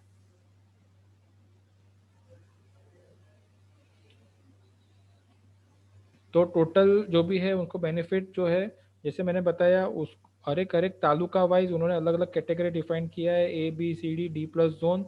वो जोन के हिसाब से उन्होंने नंबर ऑफ ईयर्स नक्की किए है, परसेंटेज नक्की किया है। ये परसेंटेज के तालुका को इतना बेनिफिट मिलेगा, ये परसेंटेज के ये तालुका को इतना बेनिफिट मिलेगा, और ये इतने साल में मिलेगा। तो वो कितना क्या मिलेगा वो अपने को अभी समझना है। तो ये बेसिकली उनका ये पूरा टेबल है। ये टेबल के हिसाब से आपका जो भी तालुका में जो भी फैक्ट्री आ रहा है, जो भी काम कर रहा है, वो कौन से तालुका का है, वो हिसाब से उसको फ़ायदा मिलेगा। ये जो है line maximum ceiling of basket, तो इतना परसेंटेज का उसको मैक्सिमम बेनिफिट मिलेगा। टोटल मैक्सिमम मतलब उसने 1 करोड़ का इन्वेस्टमेंट किया, तो उसको समझो बी है तो 30%, तो उसको 30 लाख रुपया मिलेगा। 1 करोड़ है, उसके सामने उसको इसमें रहेगा तो 40% मिलेगा। इसमें आया, डी में आया तो उसको 50 लाख मिलेगा। डी प्लस में आया तो उसको 60 लाख मिलेगा। अगर ये स्पेशल विदर्भा, मराठवाड़ा, रत्नागिरी, सिंधुदुर्ग और धुले, अभी मैं जरा एक सवाल पूछूंगा इधर, जो भी अपने अलग अलग पार्टिसिपेंट अलग अलग एरिया से, तो जरा आप बताइए विदर्भा कौन सा एरिया कवर होता है? विदर्भा के एरिया के लोग बताए, विदर्भा में कौन सा एरिया कवर होता है? आता है, वर्धा आता है, यवतमाल, गोंदिया, चंद्रपुर। और भी एरिया है, बहुत सारे एरिया है। ये तो आपने, गढ़चिरौली है, चंद्रपुर है। हाँ। और कोई मराठवाड़ा से है, मराठवाड़ा वाले? विदर्भा में और भी है, और भी लोग हैं विदर्भा से, बहुत जन है। आपने जो बताया वो विदर्भ से sir Buldhana, Akola, Washim, Nagpur, Yavatmal. Yes yes yes, बराबर। हाँ। और मराठवाड़ा में अपना लातूर, उस्मानाबाद, औरंगाबाद, जालना। हाँ बराबर है, करेक्ट करेक्ट। बीड। तो यही चीज़ मेन इंपॉर्टेंट है, क्योंकि विदर्भ और मराठवाड़ा जो है वो एरिया के लोगों के लिए बहुत अच्छा स्कीम है, बहुत अच्छा चीज़ है कि वो एरिया में अगर कोई भी करता है तो उसको 80% सीधा स्टेट, 80%, मतलब नागपुर हो गया, औरंगाबाद हो गया, फिर बुल्ढाना हो गया, जालना हो गया, वो सारा का सारा एरिया, वर्धा हो गया, सारा का सारा एरिया आपका 80% में जाता है सीधा। धुले हो गया, सिंधुदुर्ग, 80% सब्सिडी। सीधा 80% में चला जाएगा आपका सब्सिडी। तो इसके लिए आपको ये आपका लोकेशन का भी जानकारी आपको देखना पड़ेगा कि आपका कौन से तालुका कौन से कैटेगरी में आ रहा है, A B C D plus या विदर्भा, मराठवाड़ा। अभी इसमें कैसा है कि डी और डी प्लस, अभी आप उसके लिस्ट में जाएंगे तो आपको मिलेगा कि डी प्लस में औरंगाबाद लिखा है, लेकिन औरंगाबाद अभी विदर्भा और औरंगाबाद है जो मराठवाड़ा में आता है, तो मराठवाड़ा में आता है तो उसको स्पेशल कैटेगरी में जाके उसको 80% सीधा बेनिफिट मिलेगा उसको। तो आपका विदर्भा हो गया, जो भी विदर्भा से, मराठवाड़ा से है, आपको मैं जस्ट चार्ट 1 मिनट में शेयर करता हूँ, मेरे पास है कि नहीं चार्ट, सब्सिडी स्कीम, हाँ है। तो ये सारे के सारे मराठवाड़ा में सारे के सारे ये सब आते हैं, औरंगाबाद, जालना, भीड़, उस्मानाबाद, लातूर, परभनी, नांदेड़, हिंगोली, ये सारा का सारा अपना मराठवाड़ा हो गया। और विदर्भा में ऑलमोस्ट 13 से 13 डिस्ट्रिक्ट आते हैं, बुल्ढाना हो गया, अकोला हो गया, वाशिम हो गया, अमरावती, यवतमाल, वर्धा, नागपुर, चंद्रपुर, भंडारदरा, गोंडिया और गढ़चिरौली। तो ये विदर्भा और जो दोनों एरिया है वो बहुत इंपॉर्टेंट एरिया है, उधर सीधा का सीधा आपका 80% में चला जाएगा, तो आपको बेनिफिट सीधा 80% मिलेगा। अगर कोई रत्नागिरी, धुले में भी अपने को सीधा 80% मिलता है। और इसके ऊपर अभी 1 मिनट, इसके ऊपर कोई भी नो इंडस्ट्री एरिया, समझो गढ़चिरौली है, गढ़चिरौली में नो इंडस्ट्री एरिया है, एस्पिरेशनल डिस्ट्रिक्ट, तो वो अपना बुल्ढाना, 1 मिनट, वो उसमें भी 4 है, वाशिम है, उस्मानाबाद है, उधर अगर उधर से कोई आता है, वाशिम हो गया, गढ़चिरौली हो गया, नंदुरबार हो गया, उस्मानाबाद हो गया, वो अगर वो एरिया से कोई भी आता है तो उसको 100% मिलता है। तो जितना भी उसने पैसा लगाया, जितना भी उसने मशीनरी लिया या पूरा फैक्ट्री बनाया, तो उसका 100% उसको पैसा वापस मिलेगा। तो ये एरिया के हिसाब से उसको अलग अलग फ़ायदा मिलता है, और वो जो फ़ायदा है उसको ये टोटल एलिजिबिलिटी पीरियड जो लिखा हुआ है वो पीरियड के हिसाब से उसको फ़ायदा मिलता है। कि समझो कोई बी कैटेगरी में आया तो उसको 7 साल में मिलेगा, कोई सी में आया तो उसको 7 साल में मिलेगा, कोई डी में आया तो उसको 10 साल में मिलेगा, कोई डी प्लस में रहेगा तो उसको 10 साल में मिलेगा, वर्धा, मराठवाड़ा, रत्नागिरी से रहेगा तो उसको 10 साल में मिलेगा। तो ऐसा अलग अलग एरिया के हिसाब से उसको टोटल ये पैसा वापस लेना है। अभी इसका कैलकुलेशन कैसे होता है वो अपन डिटेल में समझेंगे, तो लेकिन ये जो है ये बहुत बेसिक और मेन इंपॉर्टेंट चीज है, क्योंकि इसके हिसाब 100% आहे से हे. कि भाई वाशिम इतना नंदुरबार फायदा मध्ये आपको कोण युनिट मिलेगा। घातले आपल्यात 1 करोड इन्व्हेस्टमेंट लावली की 50 लाख मिळाले. ते काय पण घेतलं तर एक मिनट हाँ। एक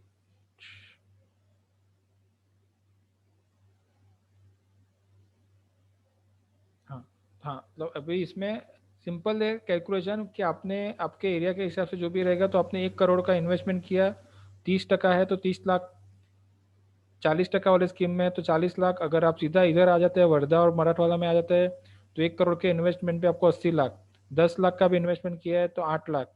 मतलब जो भी आपका परसेंटेज है सीधा का सीधा ये हिसाब से गिनना है, टोटल इन्वेस्टमेंट जो भी किया रहेगा उसके ऊपर आपको इतना फायदा मिल सकता है। तो आपके क्लाइंट को आप बता सकते हैं कि भाई तू समझो कोई डाल रहा है ए कैटेगरी में डाल रहा है, तो उसको बोल सकते हैं कि तू नया ढूंढ रहा है तो उससे से थोड़ा जगह तू कोई बी कैटेगरी बी में जाके ढूंढ, या बी में कर रहा है तो उसको बोल सकते सी में कर। तो उसको थोड़ा बोल सकते हैं कि भाई देखो आपके नज़दीक में आजू बाजू में एरिया में मिल सकता है। अभी औरंगाबाद, नासिक, नागपुर वो सब एरिया तो ऑलरेडी 80% में, तो उससे ऊपर तो ज़्यादा ज़्यादा जा नहीं सकता है। लेकिन बाकी सब एरिया हो गया समझो कि सांगली, सतारा, पुणे, तो वो सब एरिया में उसको बोल सकते हैं कि भाई तू B C D D plus कोई जोन देखो उसमें करेगा तो तेरे को फ़ायदा ज़्यादा मिलेगा। उसको पॉसिबल होगा तो वो करना है, नहीं तो उसको बोलना है कि भाई कंपल्सरी तो करना ही चाहिए। उसको अपन रिकमेंडेशन कर सकते हैं कि भाई उसको बता सकते हैं, सलाह दे सकते हैं, क्योंकि अपना काम सलाह देने का है उसको कि भाई आप थोड़ा ऐसा लोकेशन में जाएंगे तो आपको फ़ायदा थोड़ा ज़्यादा मिलेगा, तो गवर्नमेंट का आपको बेनिफिट ज़्यादा मिलेगा, तो वो हिसाब से वो नक्की कर सकता है। तो ये बहुत इंपॉर्टेंट चीज़ है। तो ये पूरा का पूरा जो है परसेंटेज और एरिया के हिसाब से जो मैंने बताया, तो अपना ये जो एक्सेल शीट है उसमें पूरा का पूरा वो कैप्चर किया हुआ है। अब जो लोकेशन आप सिलेक्ट करेंगे, समझो कोई नागपुर सिलेक्ट करना है उसको, तो इधर आपको खाली एक बार ढूंढना पड़ेगा, नागपुर का नाम आएगा, क्योंकि ये सारे के सारे जितने भी तालुका है महाराष्ट्र के सारे तालुका इसमें डाल दिए गए हैं। तो समझो इसने नागपुर नासिक सिलेक्ट कर दिया तो नासिक उसका हो गया इधर, इसमें अभी करंटली बी में दिखा रहा है, लेकिन उसको बेनिफिट पूरा का पूरा 80%, सॉरी नासिक तो आपका बी में आएगा, नागपुर नागपुर सिलेक्ट करना है अपने को। नागपुर किधर गया,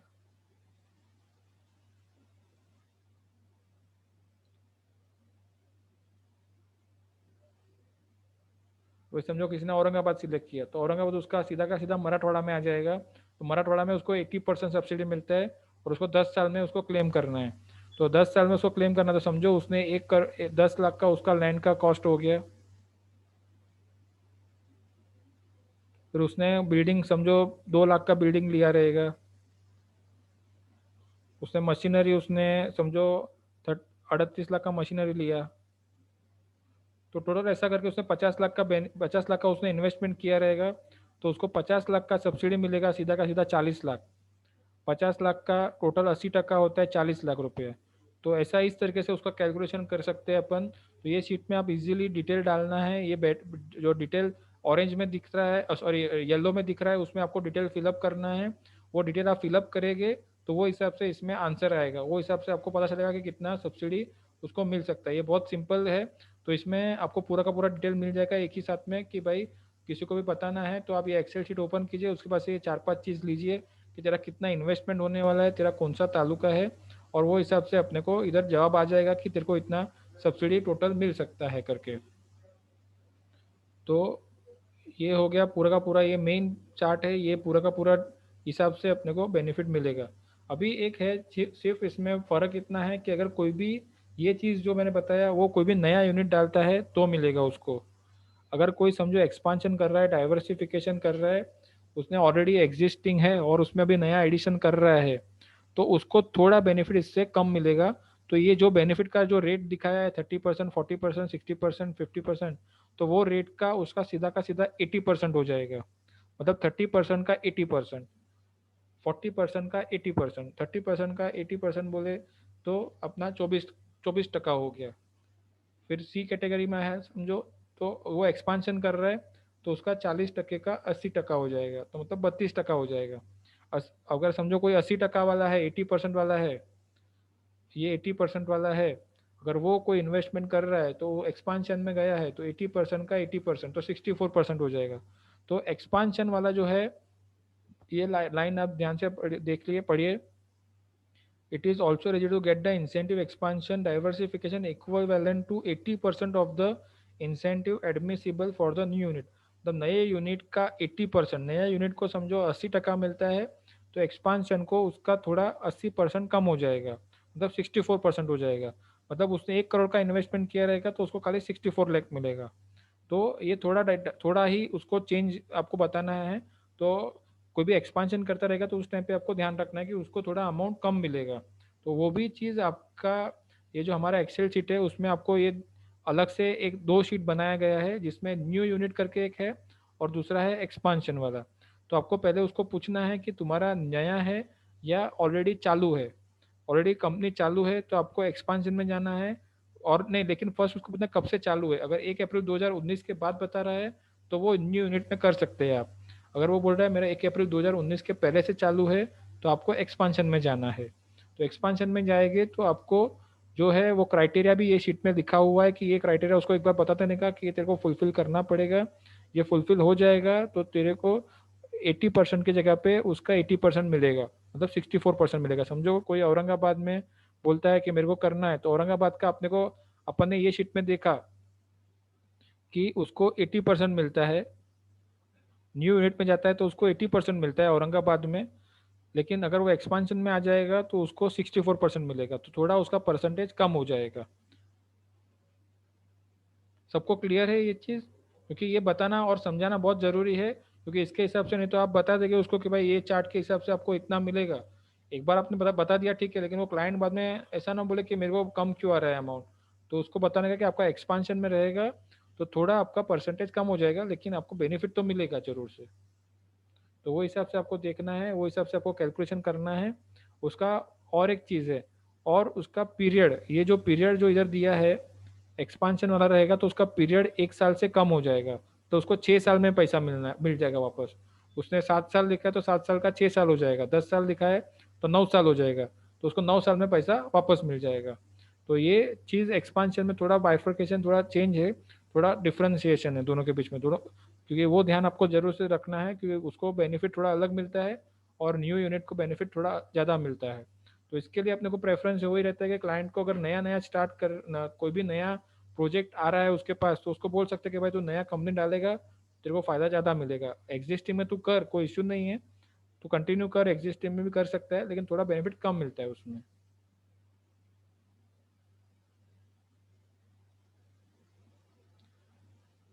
तो अभी ये बेनिफिट कैसे मिलता है, अपन ने वो तो देख लिया कि भाई मैंने 1 करोड़ का इन्वेस्टमेंट किया और मेरे को समझो औरंगाबाद में मैंने इन्वेस्टमेंट किया। हाँ एक मिनट, आपने किसी ने रेज किया है हैंड, महेश गवली जी ने रेज किया हैंड, कुछ क्वेश्चन है आपको?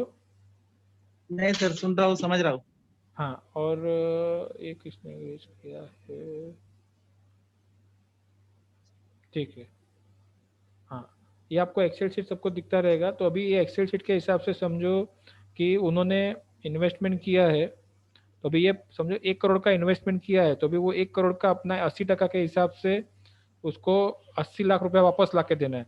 तो वो 80 लाख कैसे मिलेगा, उसको टोटल 80 लाख 10 साल में वापस लेना है, तो वो 10 साल में उसको कैसे वापस मिलेगा, तो उसका भी अलग से कैलकुलेशन है। उसको हर साल जो रिफंड अप्लाई करना है, अपना सबसे पहला काम रहेगा कि एलिजिबिलिटी सर्टिफिकेट ला के देने का। तो एलिजिबिलिटी सर्टिफिकेट में उसका लिखा रहेगा कि तुम्हारा टोटल इन्वेस्टमेंट इतना हो गया, कि तुमने टोटल इन्वेस्टमेंट 50 लाख का किया है, 50 लाख का इन्वेस्टमेंट के सामने आपको 80% बेनिफिट मिलेगा, तो वो हो गया 40 लाख रुपया। वो 40 लाख रुपया आपको टोटल 10 साल में मिलेगा, तो आपको हर साल 4 लाख रुपया वापस लेना है। वापस से मैं आपको एग्जाम्पल पे लेके जाता हूँ। अगर समझो औरंगाबाद वाला है, न्यू यूनिट है, तो औरंगाबाद में अपन ने देखा कि 80% उसको मिलेगा, 10 साल में वापस मिलेगा। फिर ये उसने टोटल इन्वेस्टमेंट 50 लाख का कर लिया है, लैंड बिल्डिंग प्लांट मशीनरी में अलग अलग इतना इतना अमाउंट हो रहा है।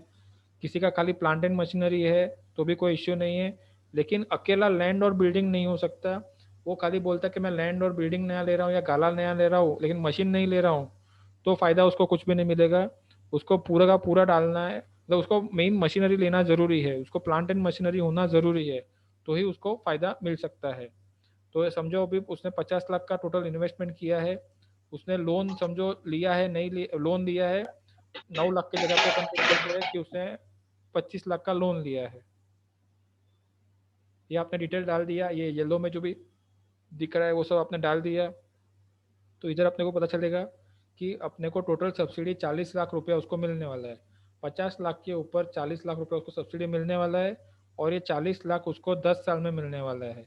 ये इधर नंबर ऑफ ईयर्स भी आ रहा है, ईयर्स टू क्लेम 10 साल। एक मिनट थोड़ा बड़ा कर देता हूँ, जूम कर देता हूँ। तो ये इधर औरंगाबाद सिलेक्ट कर दिया, औरंगाबाद का आपका हो गया 80%, उसका 10 साल में उसको बेनिफिट लेना है। उसने दिखाया 50 लाख रुपए मैंने इन्वेस्टमेंट किया है, 25 लाख का लोन लिया है, तो उसको टोटल सब्सिडी मिलेगा 40 लाख रुपया, और उसको पर ईयर 4 लाख रुपया बेनिफिट मिलेगा। तो इस तरीके से उसको ये अभी 4 लाख रुपया जो लेना है हर साल, वो कैसे मिलेगा उसको। तो उसके लिए ये 4 लाख जो वापस लेना है, तो उसके लिए वो कैसे लेना है उसके बारे में अपन समझते हैं। तो उसके लिए उन्होंने बताया कि जो भी वो सेल करेंगे, फर्स्ट हो गया जीएसटी का बेनिफिट, फर्स्ट मिलेगा उनको जीएसटी से पैसा वापस मिलेगा। तो जीएसटी से पैसा कैसे वापस मिलेगा, जो भी उन्होंने सेल किया वो सेल के ऊपर उनका जो भी जीएसटी लगता है, आपको पता रहेगा सारे के सारे चीज़ के ऊपर जीएसटी आज की तारीख में लगता है। 1 जुलाई 2017 से गवर्नमेंट ने जीएसटी लाया।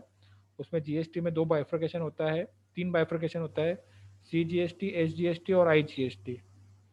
तो ये जो आईजीएसटी होता है वो सेंट्रल का होता है, सीजीएसटी होता है वो सेंट्रल का होता है, और एसजीएसटी होता है वो स्टेट का होता है। तो ये स्टेट का जो एसजीएसटी है, तो महाराष्ट्र में जो एसजीएसटी है वो महाराष्ट्र गवर्नमेंट को मिलता है। तो आपका कोई भी समझो आपने प्रोडक्ट बेचा, अभी आप करंटली आपका जो भी काम करते रहेंगे, सर्विस का काम करते रहेंगे, कंसल्टेंसी का काम करते रहेंगे, तो उसमें आपका जीएसटी आप लगाते, तो आप उसमें सीजीएसटी और एसजीएसटी लगाते रहेंगे। तो उसमें जो एसजीएसटी का जो पोर्शन होता है वो महाराष्ट्र गवर्नमेंट को जाता है, सीजीएसटी का पोर्शन होता है वो सेंट्रल गवर्नमेंट को जाता है। तो अभी जो एसजीएसटी जो महाराष्ट्र गवर्नमेंट को मिलने वाला है, तो उसमें से ही वो बेनिफिट अपने को पास ऑन करेगा, उसमें से ही वो पैसा अपने को वापस देगा, क्योंकि वो महाराष्ट्र गवर्नमेंट का पैसा है। तो इसके लिए उन्होंने क्या बोला कि आप जो भी सेल करेंगे, सेल के ऊपर जो आपका एसजीएसटी लगेगा, वो एसजीएसटी का 100% हम लोग रिफंड करने के लिए बने हुए हैं। तो समझो कोई आइटम है जिस पे 18% जीएसटी लगता है, तो वो 18% में से 9% उसका एसजीएसटी होता है और 9% उसका सीजीएसटी होता है। तो वो जो 9% जो सेल के ऊपर जो 9% एसजीएसटी है, वो उसने पूरे साल में उसका जितना भी बना रहेगा, समझो उसने 1 करोड़ का सेल किया और उसका 18% वाला आइटम है, 18% पे वो सेल करता है, तो उसका 9% जो है वो एसजीएसटी हो गया, 9 लाख रुपया उसका एसजीएसटी हो गया। तो वो जो 9 लाख रुपया जो एसजीएसटी उसका बनता है वो उसको वापस मिलेगा। तो आपको सिंपल उतना ही बताना है कि आपको एसजीएसटी से पैसा वापस मिलेगा, जीएसटी का पैसा आपको वापस मिलेगा। तो ये एक पार्ट हो गया, जीएसटी से पैसा वापस मिलेगा। सेकेंड है इंटरेस्ट। इंटरेस्ट तो बहुत सिंपल है चीज़ है, उसमें आपको समझ में कोई दिक्कत नहीं आएगा। अभी आप इसमें देख सकते हैं कि इंटरेस्ट किसका किसका मिलेगा।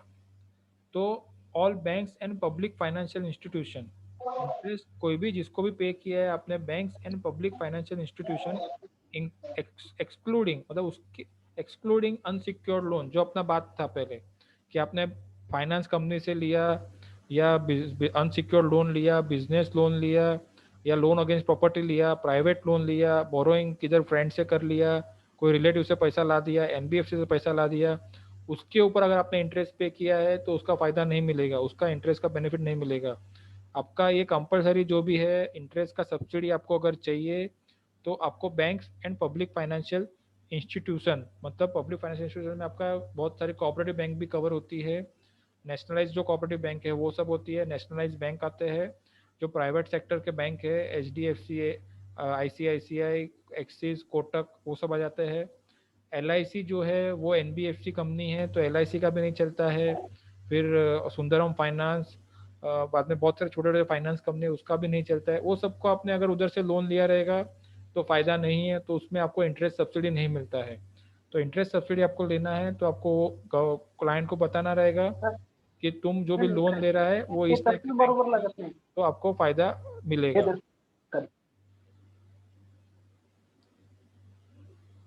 तो ये आपको ध्यान रखना है कि उसका बैंक का अगर आप काम कर रहे हैं या बैंक से लोन वो बोल रहा है मेरे को लेना है, तो उसको बोलिए ये ज़रूर से कि आप ये बैंक जो स्पेसिफिक बैंक है उसके पास से ही आप लीजिए। ये सब जो अनसिक्योर्ड लोन होता है, प्राइवेट लोन होता है, वो सब मत लीजिए। अभी कितना पैसा आपको इंटरेस्ट सब्सिडी का वापस मिलेगा, जो भी आपने बैंक को समझो आपने लोन लिया उसके ऊपर 9% के हिसाब से, 10% के हिसाब से, 11% के हिसाब से अपने बैंक को तो इंटरेस्ट पे करते ही गए आप हर साल। आपको वो तो ये फिक्स होता है बैंक का, तो जो भी आपने पे किया रहेगा बैंक को, जो भी ब्याज रहेगा उसका रेट जो भी रहेगा 5-10%, 12%, जो भी रहेगा, तो उसका उसमें से 5%, सो समझो 1 करोड़ का लोन है उसका, उसने बैंक से लिया है, बैंक बोलता है कि आपको 10% ब्याज पे मैंने लोन दिया है, तो वो 10% तो बैंक को भरेगा वो,